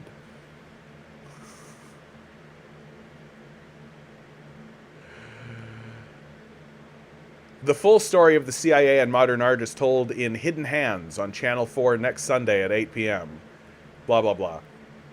In 1958, the touring exhibition The New American Painting included works by Pollock, de Kooning, Motherwell, and others. Was on show in Paris. The Tate Gallery was keen to have it next, but could not afford to bring it over. Late in the day, an American millionaire and art lover, Julius Fleischmann, stepped in with the cash and the show was brought to London. The money that Fleischmann provided, however, was not his, but the CIA's. It came through a body called the Farfield Foundation, of which Fleischmann was president. But far from being a millionaire's charitable arm, the foundation was a secret conduit for CIA funds. So, unknown to the Tate, the public, or the artists, the exhibition was transferred to London at American taxpayers' expense to serve subtle Cold War propaganda purposes. A former CIA man, Tom Braden, described how such conduits as the Farfield Foundation were set up. We would go to somebody in New York who was a well-known rich person, and we would say, we want to set up a foundation. We would tell him that we were trying to do and pledge him to secrecy, and he would say, of course I'll do it. And then you would publish a letterhead, and his name would be on it, and there would be a foundation. It was really a pretty simple device. Julius Fleischmann was well placed for such a role. He sat on the board of the international program of the Museum of Modern Art in New York, as did several powerful figures close to the CIA.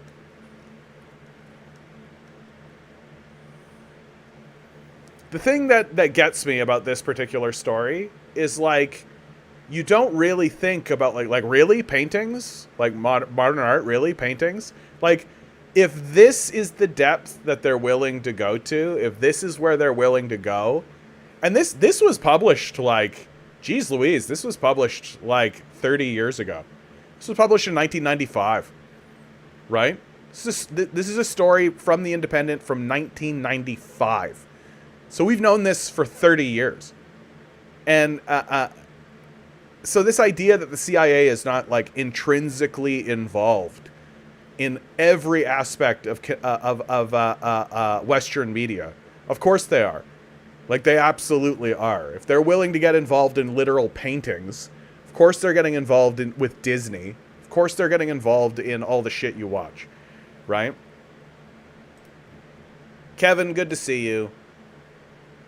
And I suspect that the new generation of the CIA is going to finally realize, like, oh, we actually do have to talk about some of these issues, right? Like, we actually do have to, like, discuss these things.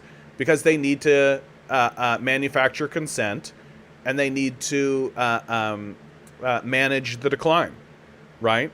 That they're not trying to stop the school shootings. They just want to manage the decline of the society so that they'll accept that the school shootings are happening.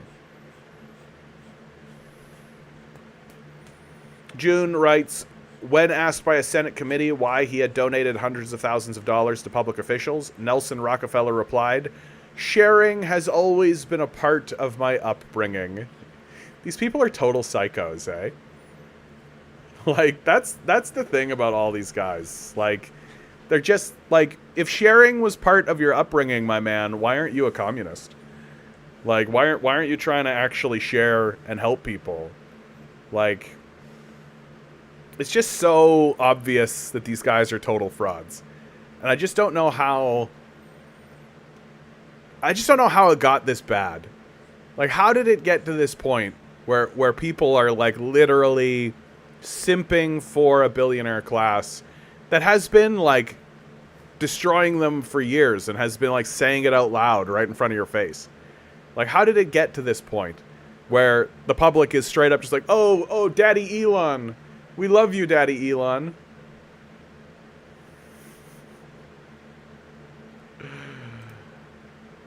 In other news, McDonald's and other big brands warn that low-income consumers are starting to crack.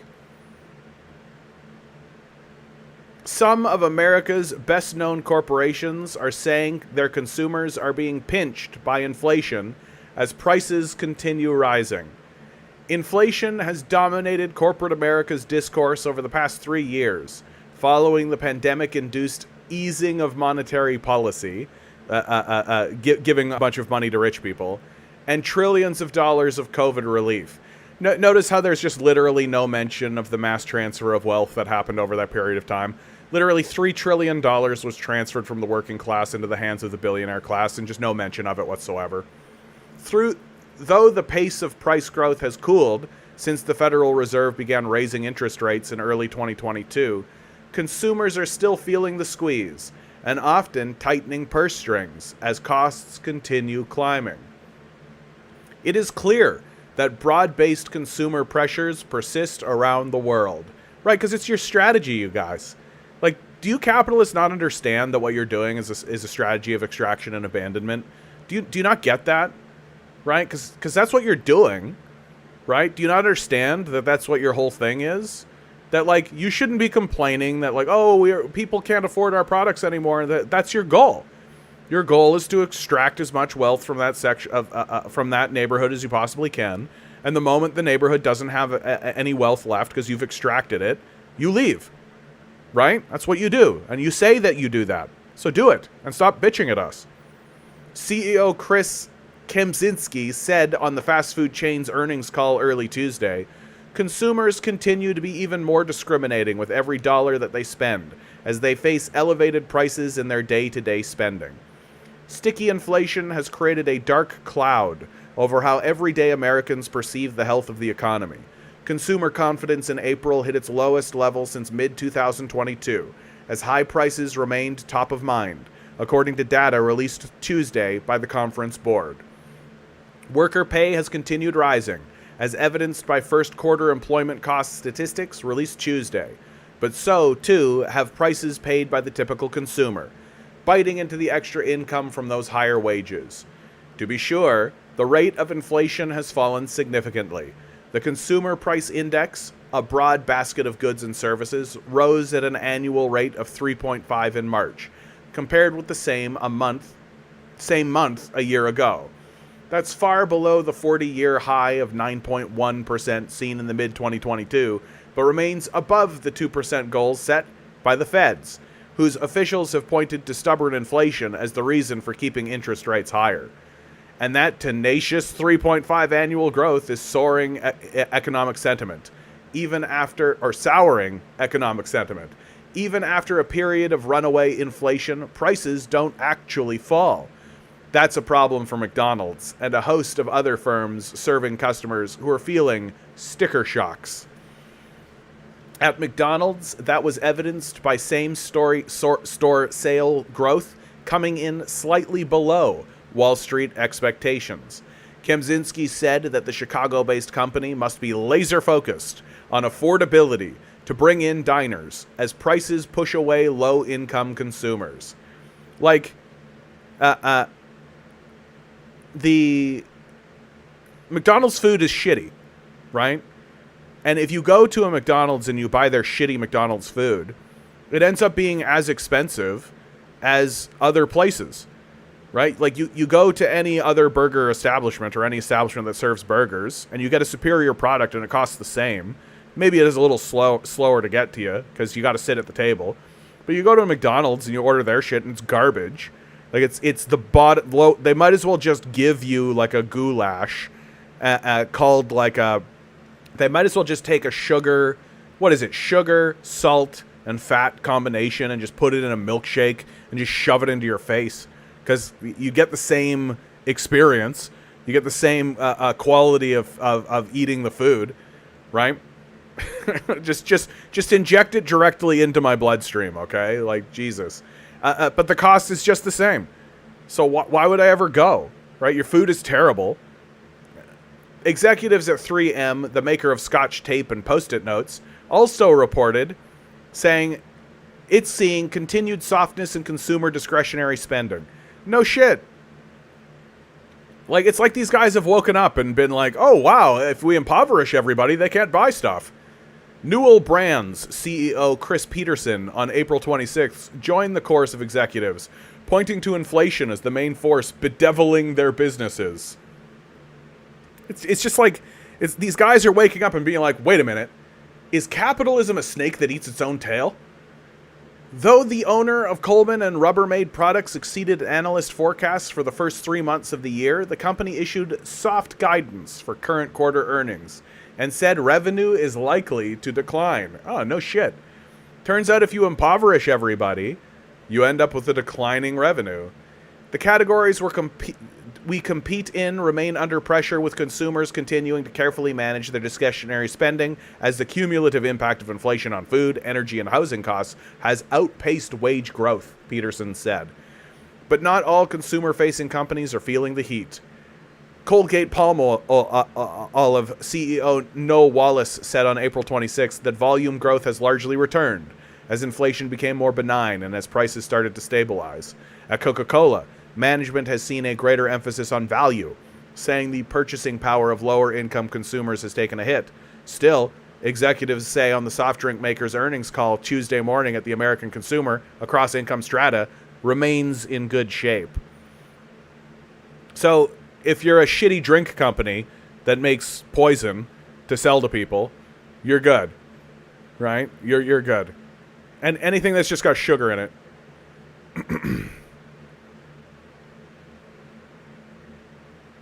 Joe, good to see you. The idiot public really thinks the billionaires invented smartphones and EVs. Yeah, exactly. DM, good to see you. I went to McDonald's today for lunch. $18 for a chicken wrap combo in Hamilton. Yeah, it's a ripoff. Don't do it. Save your money. Like, walk into a supermarket. Like, buy the stuff that they sell at the supermarket. There's a place down the street that if I go early enough, I can get half-price stuff because they're going to throw it out. That's a real good deal. Yeah. Supermarket sushi is $7 here. A whole large supermarket deli counter pizza is $18. Yeesh. Yeah, support the boycotts, which are working, by the way. One of my favorite things that I'm yet to report on, actually. Where was it? Yeah, here it is. This guy. Joe writes, are they just that stupid or blinded by greed and privilege? Both. It's both. It's both. Oh, Ginny Artemis over on Twitch. Good to see you. Sugar is addicting, also pleasurable. Yeah. Yeah. Like, and it's especially bad because not that long ago we didn't have this much sugar in our diet. And now we're just like loading up on it. Like literally everything we make has sugar in it. We put sugar in fucking everything. And Jenny, just to be clear, the chat that you're seeing on the screen is the YouTube chat. If you would like me to be more responsive to you, YouTube is a better place to find me, which you can find it in the description. I do talk to the Twitch chat, but I give preference to the YouTube chat. And if I'm reading and also if I'm reading an article, I don't really pay that much attention to the chat while I'm reading the article. Good to see you, though. Glad you're here. Loblaws chairman Galen Weston on Thursday called the boycott of the company misguided criticism, saying the company is not responsible for higher food prices and denouncing calls to steal from the grocery chain. Speaking at the company's annual meeting of shareholders on Thursday, Weston said that the grocery industry has faced unprecedented criticism amid higher food prices, and that Loblaw has been singled out as a focal point for media and government and, of course, consumer frustration. Loblaw is not responsible for higher food prices. Inflation is a global issue and is not specific to our company or to our industry.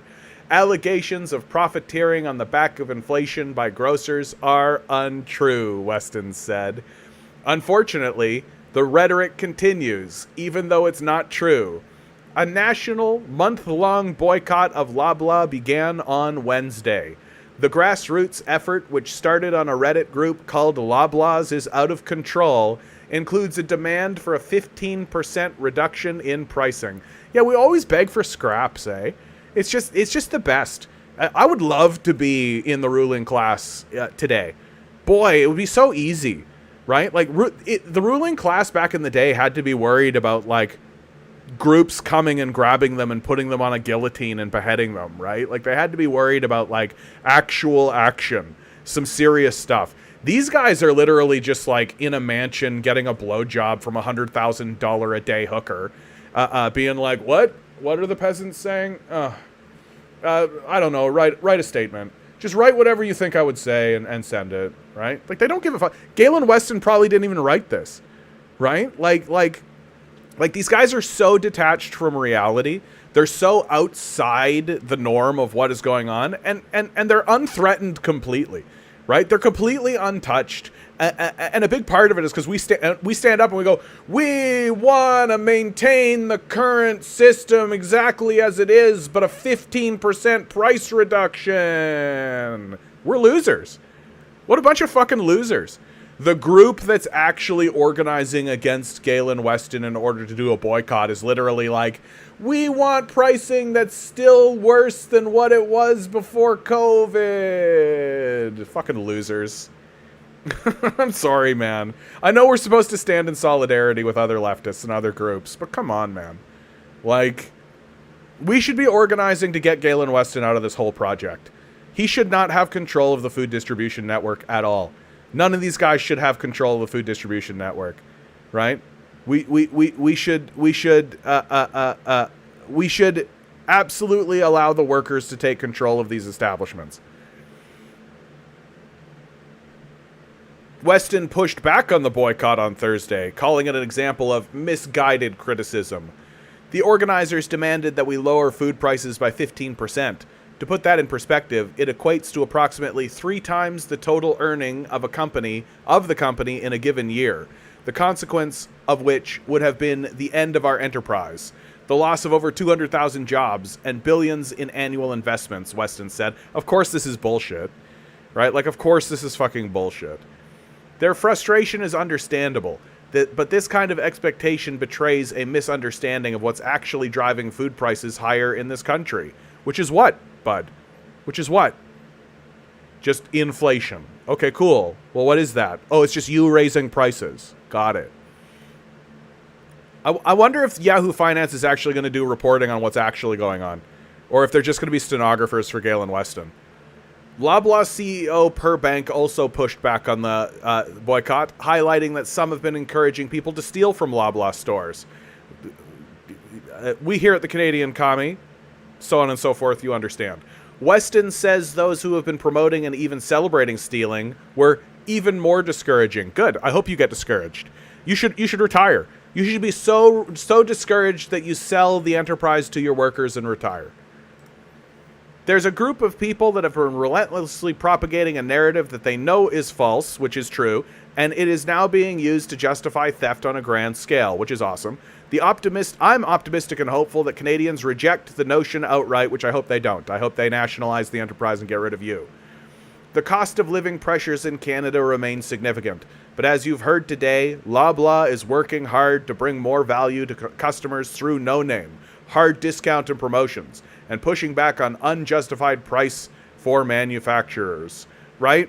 Like, meanwhile, we literally have the receipts of these guys bragging about, like, they've got the highest profit motives that they've had. They've got the highest profits that they've had in their history, and they're bragging openly about it. We have the receipts. They literally went in front of our parliament and talked openly about it. And this guy is just like, nope, that's not true. And it's 100% because we're literally, like, asking for nothing. Like, these guys are such total fucking losers. And we're just sitting here being like, it makes sense that he's the owner and main beneficiary of all of the labor, and that he gets to extract surplus labor from the society. That makes sense, but we shouldn't be paying so much for groceries. Like, get rid of this guy. Nationalize this place. Fucking totally get rid of this. It's just annoying. Ugh, I say. Yeah, look at that smug bastard. Exactly. Okay. I wrote a new song last night and this morning. It's a first draft, but I'm going to play it for you guys. Give me feedback on it. Let me know if it's any good. I don't know. Usually playing it for people tells me if it's any good or not, so it'll probably just get the job done. I like the chorus a lot. Here, hold on. Let me just do it. All right.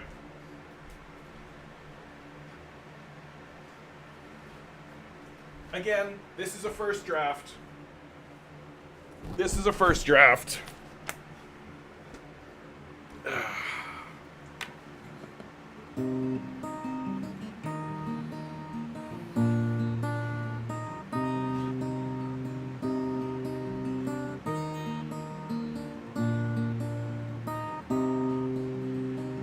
Can't get back to the life you had before.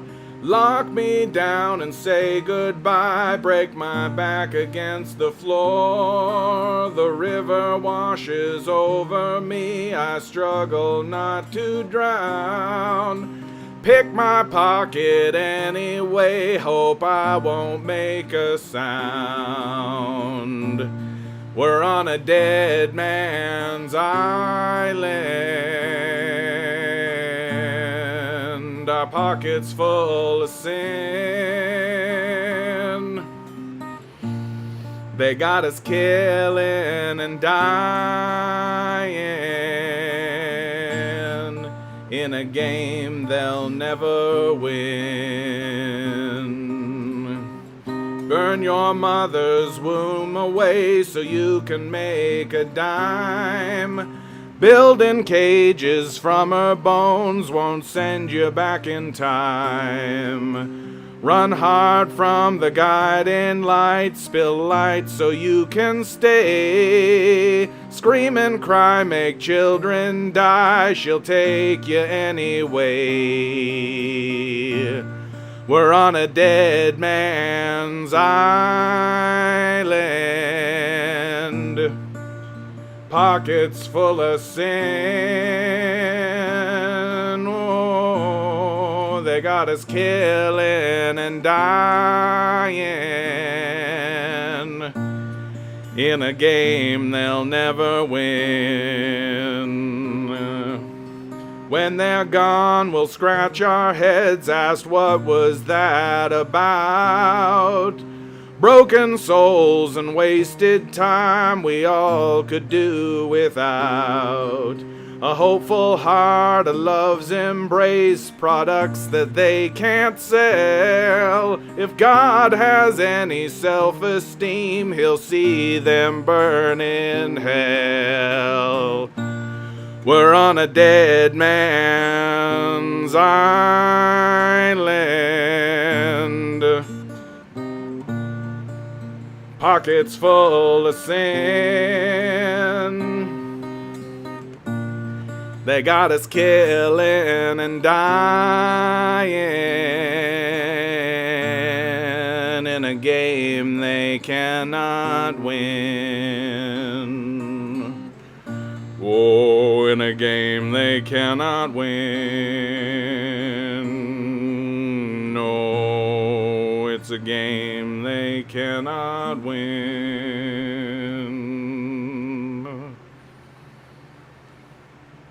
Yeah, haunting harmonies. Haunting harmonies. Yeah, for sure. The big thing that I definitely got to do, thank you, June, I appreciate that. You know what I really got to do, and I've known this for a long time, I have like a bunch of songs and a bunch of things that I want to be recording, but my, for whatever reason, my headphone jack stopped working, and I've been really putting it off, because, and the reason why this matters is that you can't do overlay playing, like you can't do it successfully if you don't have a headset, because you can't time it properly to actually get a recording on top of a recording unless you can hear the thing and it actually happens in real time. So I've got to get my headphone jack repaired, and I feel like that song is making me really want to do it, because I feel you. I think that song gets a lot of harmony and there's a lot of different voices in that song. A lot of my music, I've come to realize a lot of my music, haunting would be the word that I would describe, I would use. Like if I was to take one word and put it onto my music, it would be haunting. And it's funny that I say that, because throughout my entire life, I've always managed, I know how, when I sing, I get songs caught in people's heads. That's been my whole life. Like I'm the guy that's literally like you're working with, and then I just like start singing a song, and then all of a sudden you're like you are singing that song, and then you go, "Dang it, John," and I go, "Haha," right? So I've always been able to get under people's skin that way, and so the music that I'm making, I think, exists with that exact same quality, that it exists to get under people's skin. That it's the song that when you're in your quietest moment, it will surface. And it will haunt you like a ghost.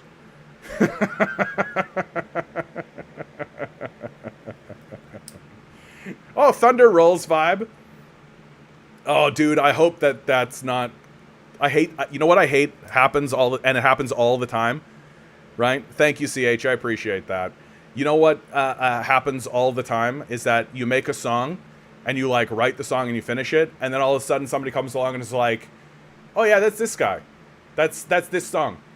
I once wrote a song that I thought was a great like satirical piece. It was called "Keep It Together, America," and I sang the chorus because I had only made the chorus, and I sang it for somebody, and they went, "That's the Piano Man," and I went, "What?" And then then they played the Piano Man for me, and I listened to the Piano Man, and I was like, "Yeah, that's straight up the Piano Man."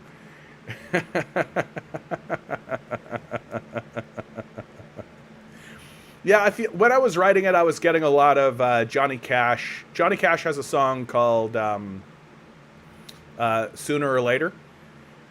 You can run on for a long time, run on for a long time, run on for a long time. Sooner or later, God'll strike you down. Sooner or later, God'll strike you down.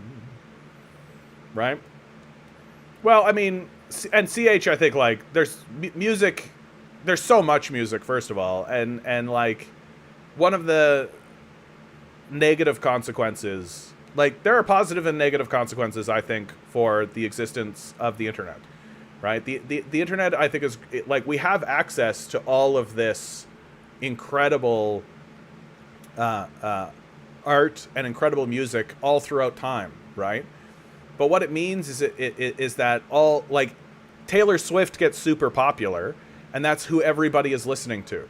Everybody is constantly listening to Taylor Swift, and there's no such thing as a local artist anymore, right? There's no such thing as, like, just, like, someone is locally popular and they're just locally kind of thing. Everybody's got to hit it, like, superstardom or they're nothing.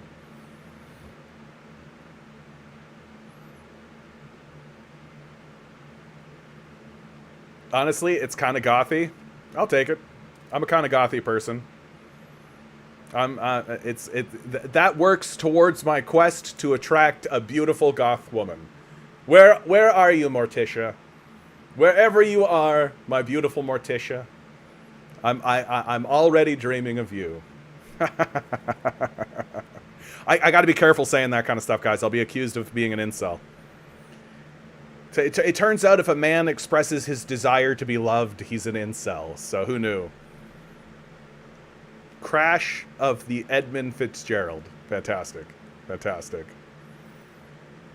Yeah, I'm glad that you guys are responding so positively to that song. I like that song.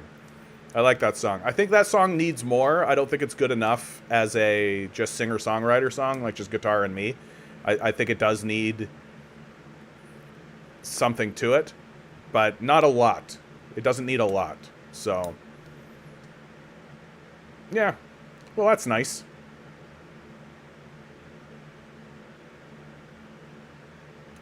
Resist.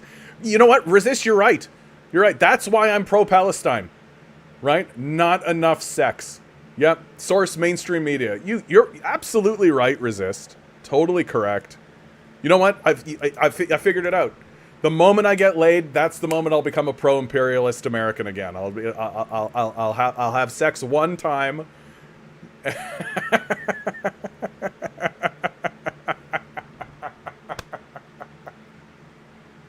That's so stupid. It's so stupid. The song is legendary. Gordon Lightfoot is pretty baller. Nice. I feel like I have 3 songs that have the potential to be internationally famous. I just need to get my act together. That's really what it is. Like and one of the things I'm actually pursuing for myself, and I guess I'm saying this by way of encouragement to other people. I'm actually going to get evaluated to see if I do in fact have ADHD. My sister has been very informative and very has given me a lot of information on her journey with ADHD, and it's something that she was raising with me as a concern for me to look at for a long time. And enough stuff has happened in my life that I'm like, yeah, maybe, you know, like it could be there. And so I talked to my doctor about it, and I'm actually going to pursue this thing, because one of the things I've noticed in my life is I can make this music and I can play this music, but then there's like a recording and like getting it all done and getting it out there, which I all know how to do. I know how to do it, but there's a barrier there. And I talk to people with ADHD about it, and they're like, sounds like executive dysfunction. Sounds like you have executive dysfunction, that you find yourself sitting there and you know you've got stuff to do and you just can't do it for whatever reason. And then when you do it, it feels like you're just laden. You've got weights on you when you do it. And I'm like, yeah, I do feel that way. I do feel that way sometimes. And people with ADHD and people who have gone through this process, many of them have said, sounds like you have executive dysfunction. And one of the things that I'm really starting to realize is, like, I want this channel and I want to be successful, right? And what is success for me? How am I defining success for myself, right? Because that's what we're all doing. We're defining success for ourselves. Well, I want this channel to pay my bills. That's what I want it to do. I want to make enough of an income so that I can pay my bills with this channel. That's what I want. And that would be considered success. And if I'm going to do that, right? If I'm going to do that, then I need to start putting a lot more energy into this channel. But I'm realizing, and if I can get that, if I can get that initiative, and I can get that by taking a fucking pill, just take a pill in the morning, and then all of a sudden it's bibbity bobbity boo, and here we go off to the races. Then I'm going to do it. So this is my encouragement to everybody, right? If you feel like if there's anybody in your life that's saying to you, hey, I have a concern, don't wait on it. Because I waited on it because of my stupid pride. That's really what it came down to. Just my stupid machismo pride. And I'm a big enough man to admit that. You know, it's just like me being like, I don't need medication and I'm fine. Everything's totally fine. But I look back on this last year, and I really see that I could be doing more and I could have done more. And I've talked about it on this channel even. And I've said out loud to you guys, the reason why I'm not doing the daily videos anymore, the walk-around videos anymore, is because I just can't. Okay, well, what is that then? You just can't. What are you talking about? The graveyard's right fucking over there. Just do it. Like, what are you talking about? You just can't. I just don't have it. I just don't have it. Okay. Well, maybe you should talk to somebody about that. And so I am. And so big shout out to my sister for keeping the pressure up on that. And who knows? Maybe I'll talk to them and they'll just be like, "Nah, you're just a lazy idiot. You don't need medication."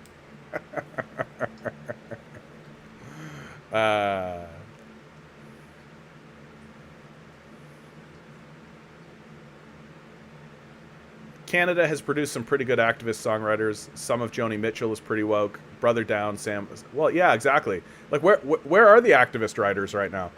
Like, where are they? And I feel like it could be me. You know, if you're looking around and you're saying, you know, where is this thing that I want to see? Well, I guess it's you. And that's kind of how I feel about this music. And I feel like I've got like 3, maybe 4 songs that really have a lot of potential and can really break it through. There's one song I want to play. It's not my song. I'm going to play it anyway. Has a new bookshelf. Good to see you. Hey, John, pro-Palestine movements makes people gay. Awesome. More gay people. Let's do it. I myself am not gay, but it seems to me like the gays are okay. So they make all of our art. Literally anything made in the last like 40 years, 50 years, maybe even longer than that. Anyway, I'm just screwing around with that. Has a new bookshelf says, I am gay. Congratulations. Godspeed. I gotta tell you, It seems to me in the modern era where we are right now, outside of the chuds, there's all these chuds walking around, but like it seems that in the like gay people seem to be having a fine time amongst other gay people. Seems like there's a lot of solidarity and a lot of love and a lot of that kind of stuff happening. Not so for us straights. There's a recent trend right now where women are saying that they would rather meet a bear in the woods than a man in the woods. That's hurtful. That makes me feel bad about myself, right? That if I met a woman in the woods, I would do everything I could to help that woman. And I would be kind, and I would be gentle, and I would be loving, and I would give her whatever food I could find, help her through this situation, and get her to safety as fast as I possibly could. And the idea that there's a bunch of young ladies out in the world saying, I'd rather meet a bear so I can get mauled to death by a bear than a man, it hurts my heart. I know why they're saying it. I understand why they're saying it, patriarchy and all that kind of stuff. But it hurts my heart that that exists at all. So, all my love to everybody. I'm going to sing this song.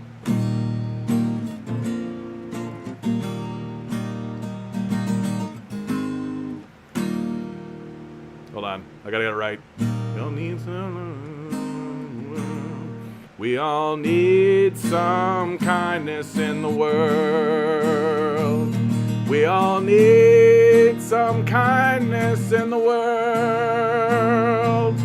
You can look high and low, but there's no place left to go. We all need more kindness in the world. We all need more singing in the world. We all need more singing in the world. You can look high and low, but there's no place left to go. We all need some singing in the world. We all need some laughter in the world. We all need some laughter in this world. You can look high and low, but there's no place else to go. We all need some laughter in the world. We all need some peacetime in the world. We all need some peacetime in the world.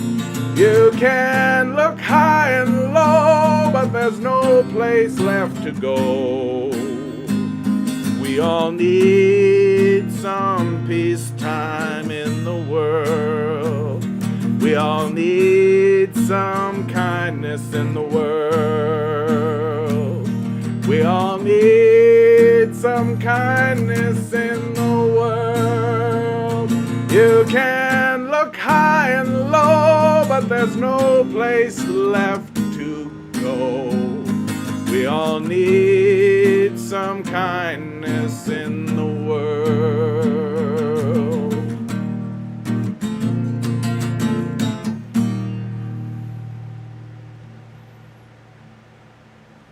I've always loved that song. The first time I heard that song, I was working at a toy store. And I immediately thought, what a lovely, lovely song. What a lovely, lovely song.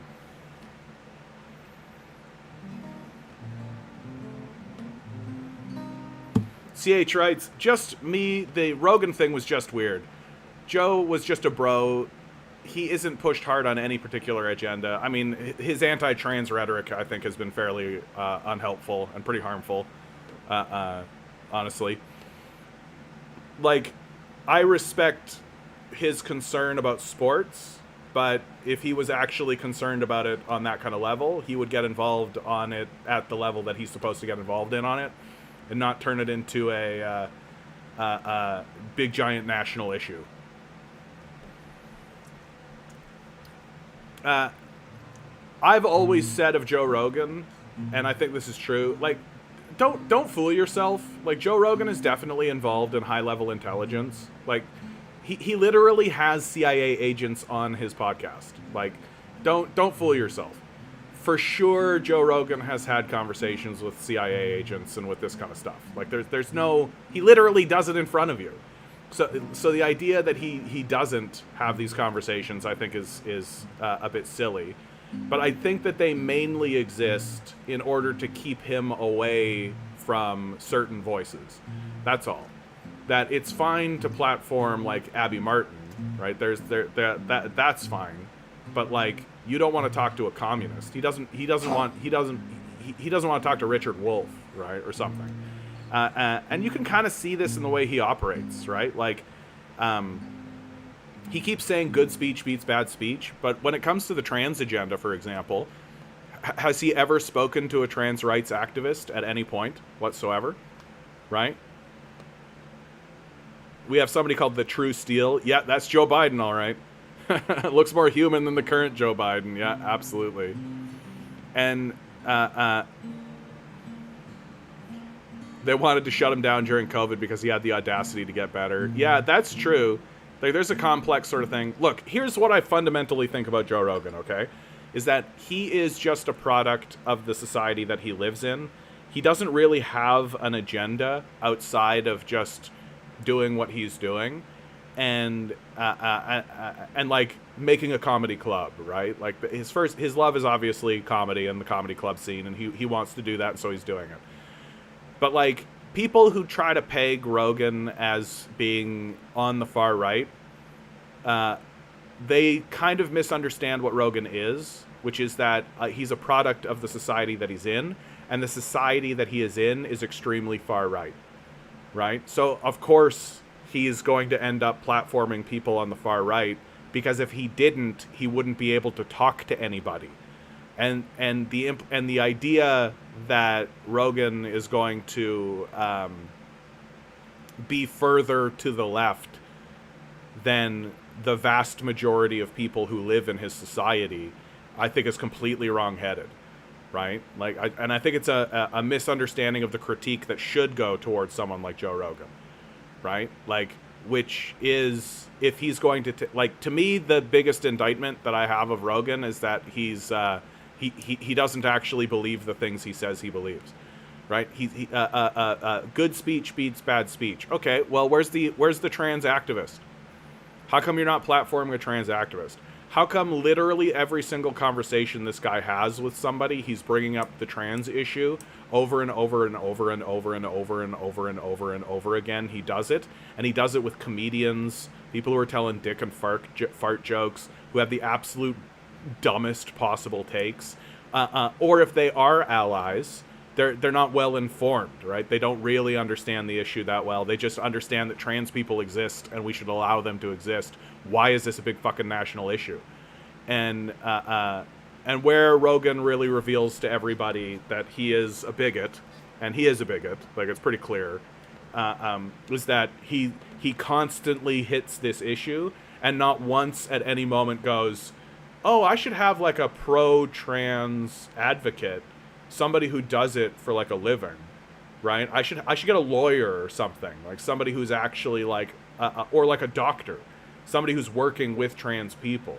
I should get somebody from the American Medical Association who specializes in trans study for the American Medical Association. I should talk to them. And he could do it. It'd be easy. It'd be so easy for him. Are you kidding me? If Joe Rogan reached out to any of those people, they would be like, yes, fucking absolutely, right? But he doesn't. Why? Because he's a fucking bigot, and it's obvious. Like, all these guys are just fucking bigots, and it's obvious. They're just blown away that trans people exist. And, like, the best of them are just like, oh, wow, these people exist. Harbity, harbity, harbity, har. And the worst of them are, these people exist, we should eradicate them. You know, this song, I think this song is worthwhile.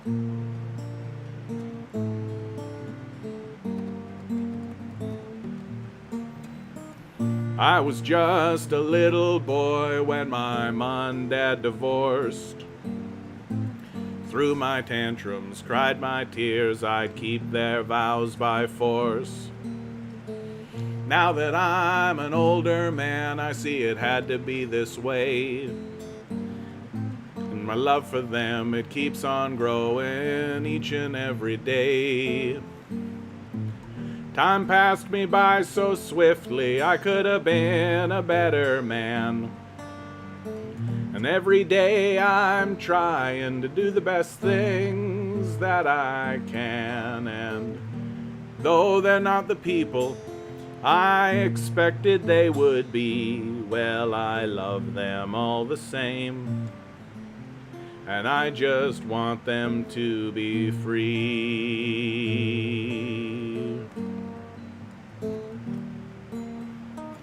10 years, me and my wife, we traveled round the globe. Sacred vows and shared regrets, they filled our lives with hope. Then one day she tells me that a man is not for her. Those 10 years are a memory now, but my love for her still stirs. Time passed me by so swiftly, I could have been a better man.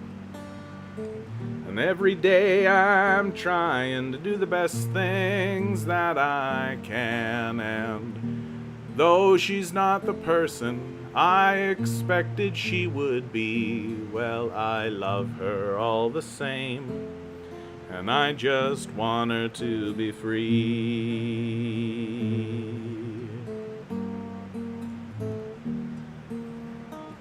My love had a little girl, a scrappy tomboy type. Watched her blossom like a flower, but she felt not quite right. Then one day she tells me she's a young man, not a girl. Well, I picked her up and held her close, then sent my son into the world. And time passed me by so swiftly, I could have been a better man. And every day I'm trying to do the best things that I can. And though he's not the person I expected he would be, well, I love him all the same. And I just want him to be free. And though they're not the people I expected they would be, well, I love them all the same. And I just want them to be free.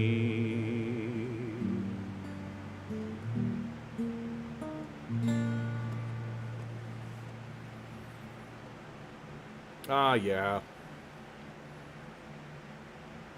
Ah, yeah, that's a beautiful song. That's a song, I really believe in that song. That's a real beautiful song. I think of anything I've ever produced, that's the one that I have the most confidence in. That's the one that I think is going to really change people's hearts and minds. I can imagine that one being played at the Grand Ole Opry, right? I've always sort of said someone like Willie Nelson would really change people's hearts and minds playing that in the Grand Ole Opry.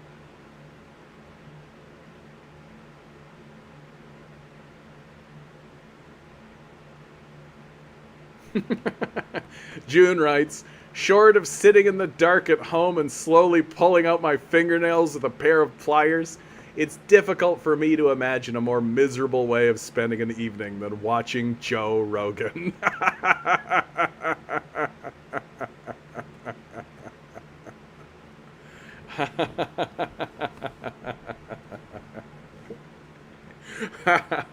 For me, Joe Rogan's all about his guest. Like, cause he does have really interesting guests on, and he'll really let them just go.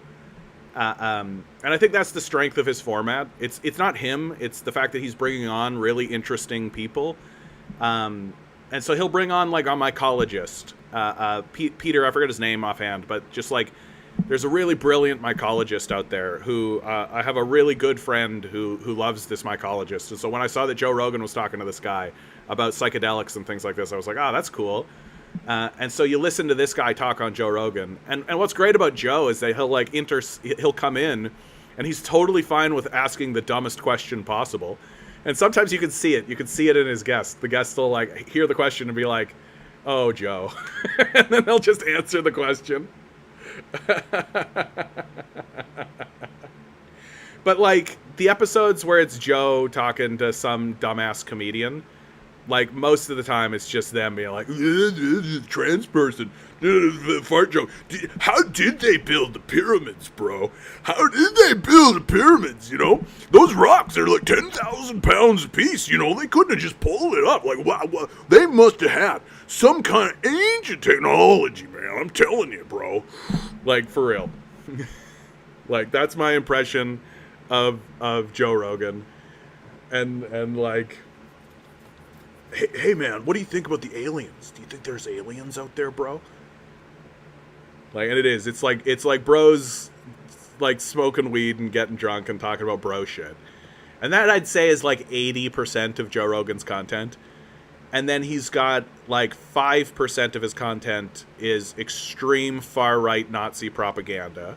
That's when he has like Walsh on or Shapiro on, right?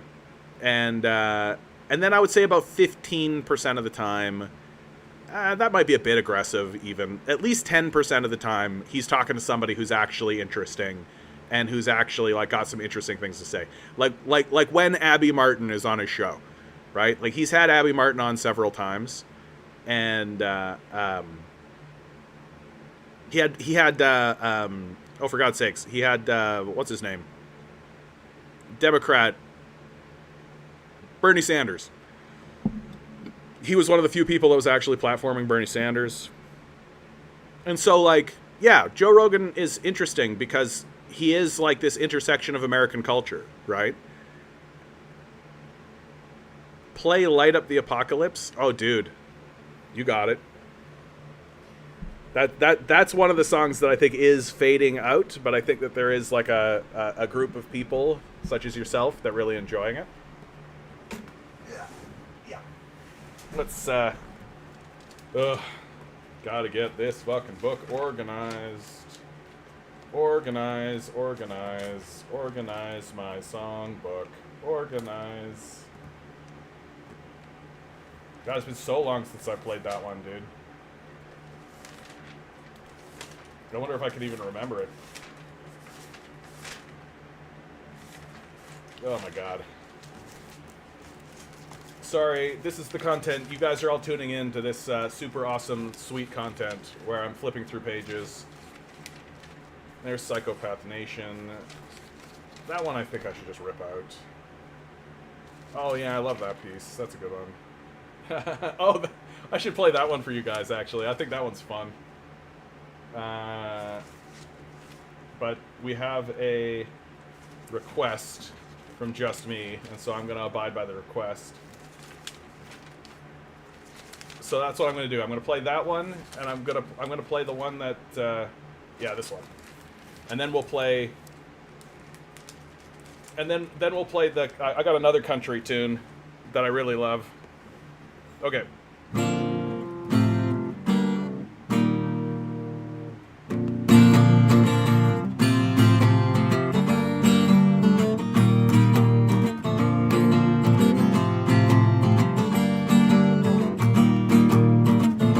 A rich man into space, you gotta get ahead of the human race, and we're the lazy ones working at the end of your bombs and your guns, and we don't even care. Bring on the doom, light up this apocalypse, we'll be going soon.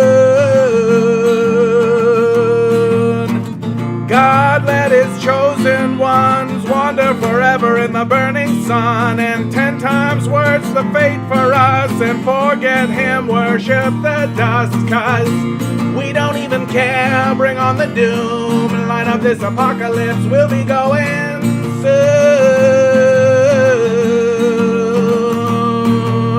Bam baptize us with rising tides. Never let us see what hides inside, and cover our sins with dollar signs. The fire will burn away our pride, and you could have done anything at all. You could have done anything at all. You could have done anything at all, and you chose this. And we don't even care. Bring on the doom. Nope. We don't even care. Bring on the doom. Light up this apocalypse. We'll be going soon. We don't even care. Bring on the doom. Light up this apocalypse. We'll be going soon. We'll be going soon.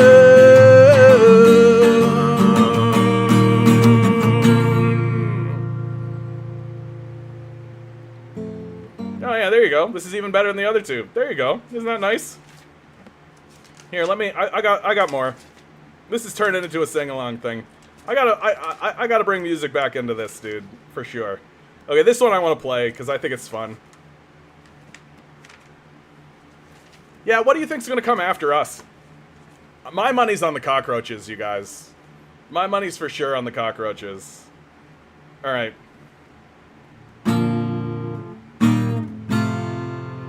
This place is bubbling over. Your money you can keep. Rather while away my days, dying in the streets, then spend another moment sucking up to you. You can take this job, put it up your ass, and this is what you'll do. Get fucked. Get fucked. I didn't want this goddamn job anyway. Get fucked. Get fucked. You fucked around and found out. Go away. Just go and get a job that doesn't pay the rent. Go get an education and drown in all your debt. The billionaires don't give a damn how hard they're screwing you. So let's all send a message and tell them what to do. Get fucked. Get fucked.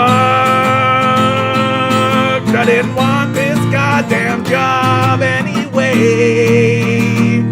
Get fucked. Get fucked. You fucked around and found out. Go away. We're all in this together, so long as you do all the work. Slave away your better days, making money for some jerk. This deal ain't no kind of life, it makes me wanna scream.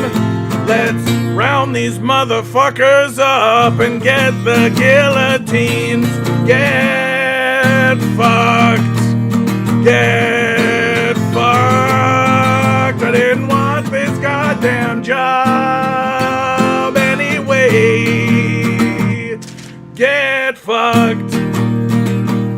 Get fucked. You fucked around and found out. Go away.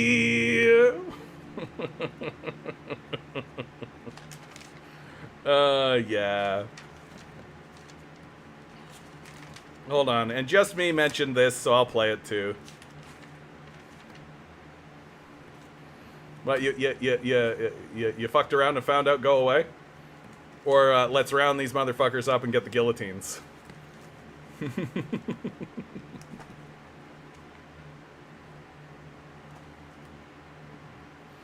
Well, which last line, CH?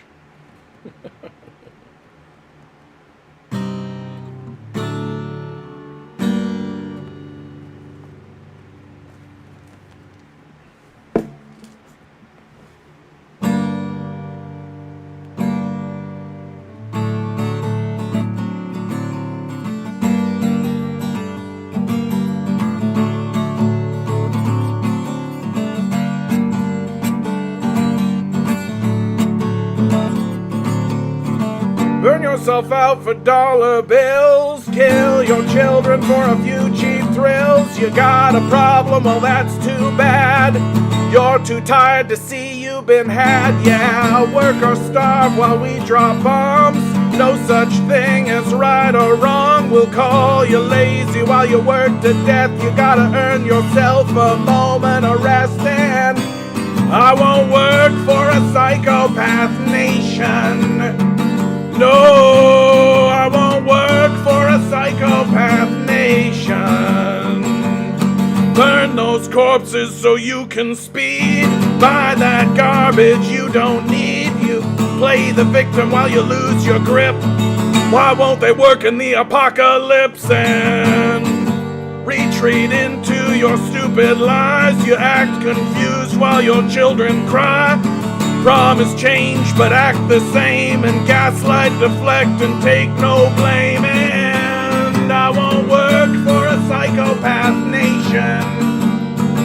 No, I won't work for a psychopath nation. Sorry. Dysfunction, technical difficulties. As we collapse into the devil's lap, as we watch the world burn to ash, you'll whine like bitches on your way to the grave. Why won't those serfs just behave? Yeah, you fucking vampires, demons, and ghouls. We're done with being treated like fools. The curse is lifted, we're free from your spell. Keep on crying while you burn in hell, 'cause we won't work for a psychopath nation. Yeah, we won't work for a psychopath nation. No, we won't work for a psychopath nation.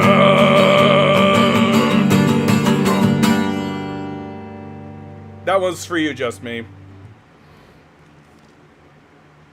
That was for you. Yeah, I've got a very strange array of music. I've got like soulful, lovely stuff, like country, classic country stuff, and then I've got like this just like grunge rock alternative shit. But I take them as they come. I think this one's my favorite one. The one I'm about to play you. I think it is my favorite one.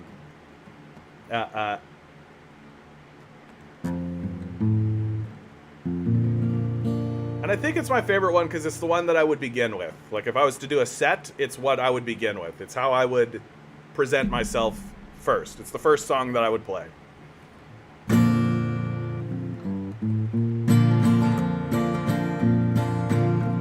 These times they are uncertain, of that there is no doubt, and nobody can tell me quite what it's all about.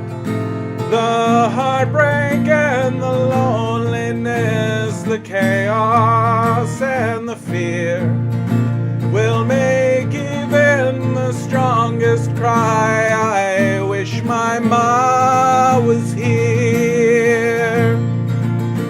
A young man on a battlefield fights for a rich man's gold. The bullet cracks into his spine, he knows he won't grow.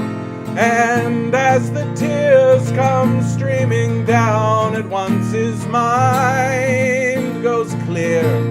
The war was fought for nothing, he cries, I wish my ma was here. A lively story well in hand, a joke to soothe your soul. When it came to arguing, she'd forgive and let it go. And when I cried, she held me, told me it's okay, my dear. And as we face these darkened days, I wish my ma was here. And as we march into the streets is all the righteous do. We'll raise our voices to the skies, they cannot stop the truth. And as we tear their structures down, we'll raise a victory cheer. We made the world a better place, and I wish my ma was here. Yeah, we made the world a better place. I wish my ma was here.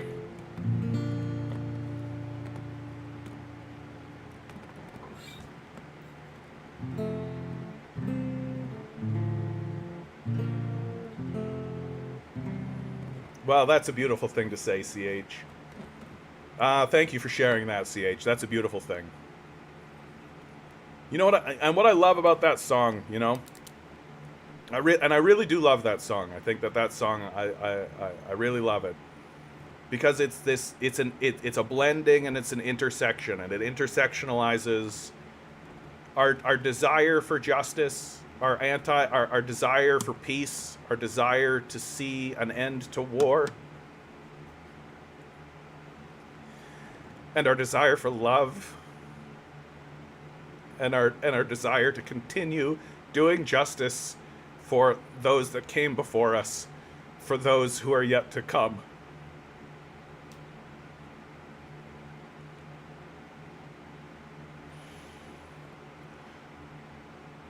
And it reminds me that I'm not fighting for myself. I'm not fighting for myself.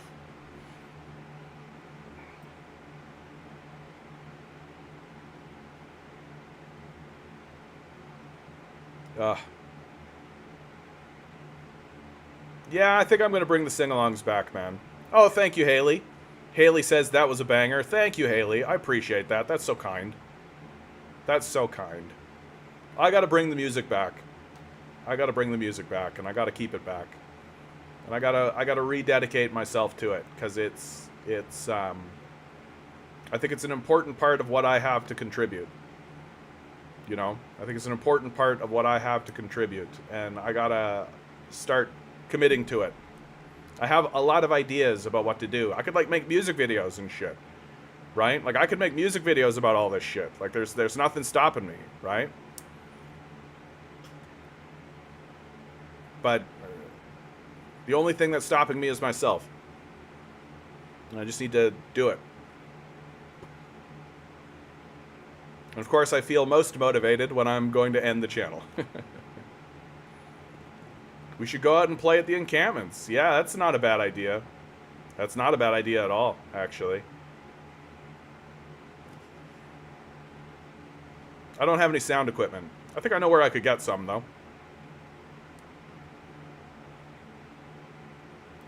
Haley writes, is communist music an untapped market? Yeah, I'll be blown away if the capitalists decide to start sending money my way. If it's any message other than, like, remember when there was that, like, country singer that popped out of nowhere and he sang that song, what was it, Rich Men of North something or whatever, and he ended up on Joe Rogan and all this stuff, and all the right-wing grifters promoted him, and you listen to his song and he literally was like, welfare queens... Like that's the shit they're gonna promote. They're not gonna promote somebody who's telling them to go to hell. Which that's what I'm saying to them. Like, literally, I have two songs that say psychopath. The end of Psychopath Nation is "I hope you burn in hell," right? Keep on crying while you burn in hell. And the end of the one I just wrote, the final line on it is, "If God has any self-esteem, he'll be sure you burn in hell."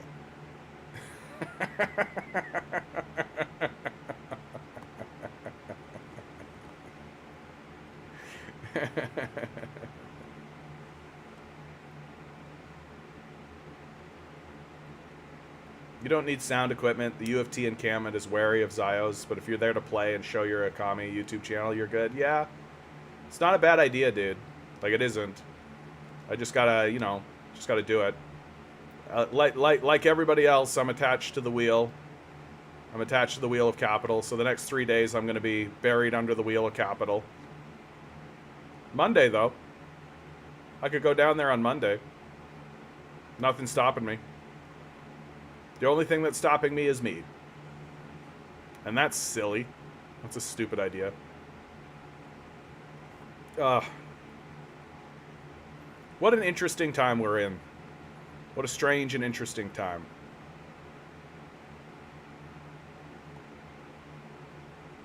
Or does their basedness begin and end with Gaza? Nah. Could do this stream from there, maybe. Talk to me. I've really been thinking about that. That idea originally percolated in the back of my head because it's so beautiful out. And I'm like, how can I do this stream while being outside? And so I gotta look into that. I don't think I could do a stream outside and still have this format. I don't know that I could actually do it this way, right? So it's but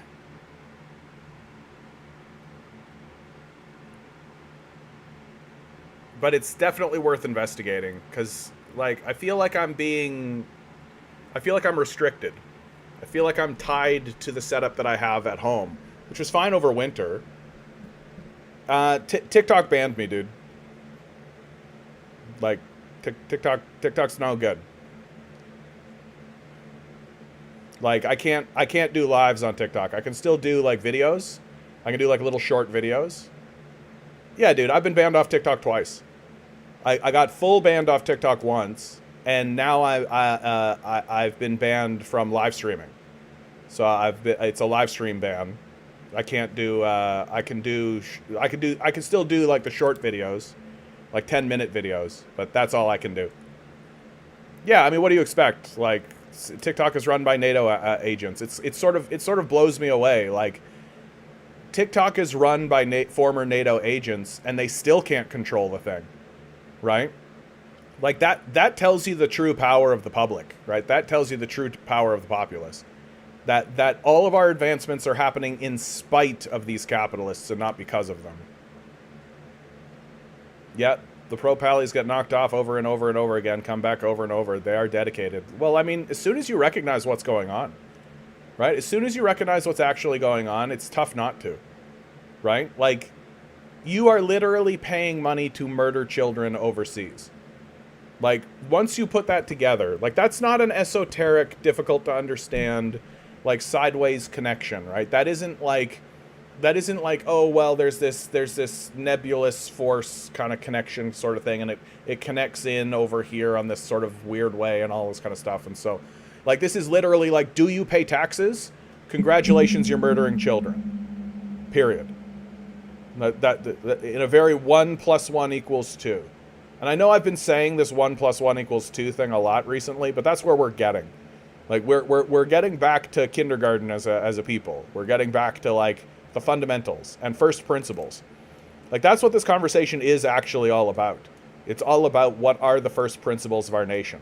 What are the first principles of our civilization? What do we actually believe in as a people and as a nation? What do we actually think should be the foundation? What's something that everybody can agree on, and that if somebody disagreed with, we would take them and put them in a re-education camp, right? And what the fascists are trying to do is they're trying to make the first principle might makes right. That's what they're trying to make the first principle. And they're trying to make it that if you disagree with might makes right, then you go to a prison cell, right? You go to a re-education camp. And you learn that might makes right. Well, we don't tolerate that. That's not a serious principle. That's an evolutionary dead end. Because if you're walking around saying might makes right, then don't be too surprised when everybody else beats the shit out of you. Yeah. Biden, Blinken, Graham, Cameron all say openly the war aid is to create jobs and stimulate the US and UK economy. This is a level of evil we haven't seen and dwarfs any prior politician xenophobia. Yeah. Like, the United States needs to be isolated. There is no other way forward, right? Like, the United States is going to collapse inward. And as it collapses inward, we are going to have to separate ourselves from it. Like Canada certainly will. Like the wisest thing that Canada can do is disconnect itself economically from the United States as it begins to collapse downward, right? Uh, uh, we are of course doing another thing where we're doing mass immigration as as an attempt. It's pretty clear to me that what's going on is an experiment, that the United States is using Canada as an experimental testing ground. Can we just bring 10 million people in and have that be okay? Is that actually a real thing that's going to happen, right? And the reason why our leadership is doing it is because the economic evidence shows that immigration increases economic activity, and Canada is terrified because our economy is going into the toilet, right? Like we've got the worst developed economy of the OECD nations, and it's going to look that way for 30 years. And so what you're seeing is a total act of desperation, just a total act of desperation. They don't know what to do. They don't know how to act. They don't know where to go. They don't know what decisions to make, because they don't actually understand how economics works.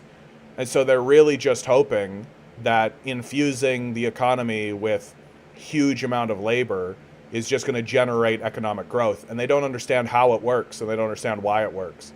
They just understand that more people equal more economy good. And that's it. Which is like, yeah, of course. If you have more people, you're going to have a bigger economy, obviously. Because what's the center of an economy? Labor. So if you have more labor, of course you have a bigger economy. But the people at the top of this chain don't understand that.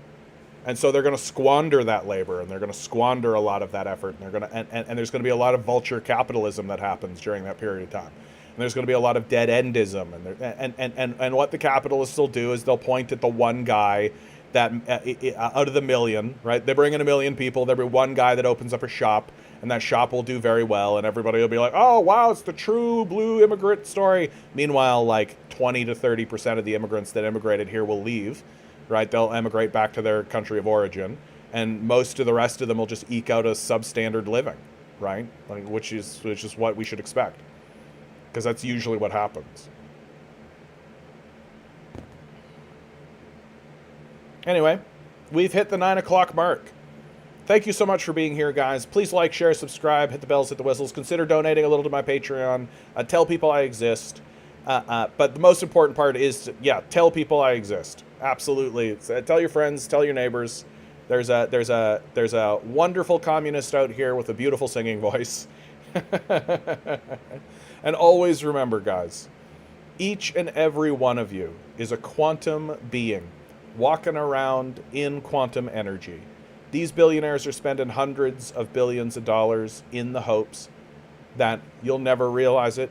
You'll just stay the good little commodity they need you to be. Rebel. Revolt. Repent. Good luck. We're going to need it.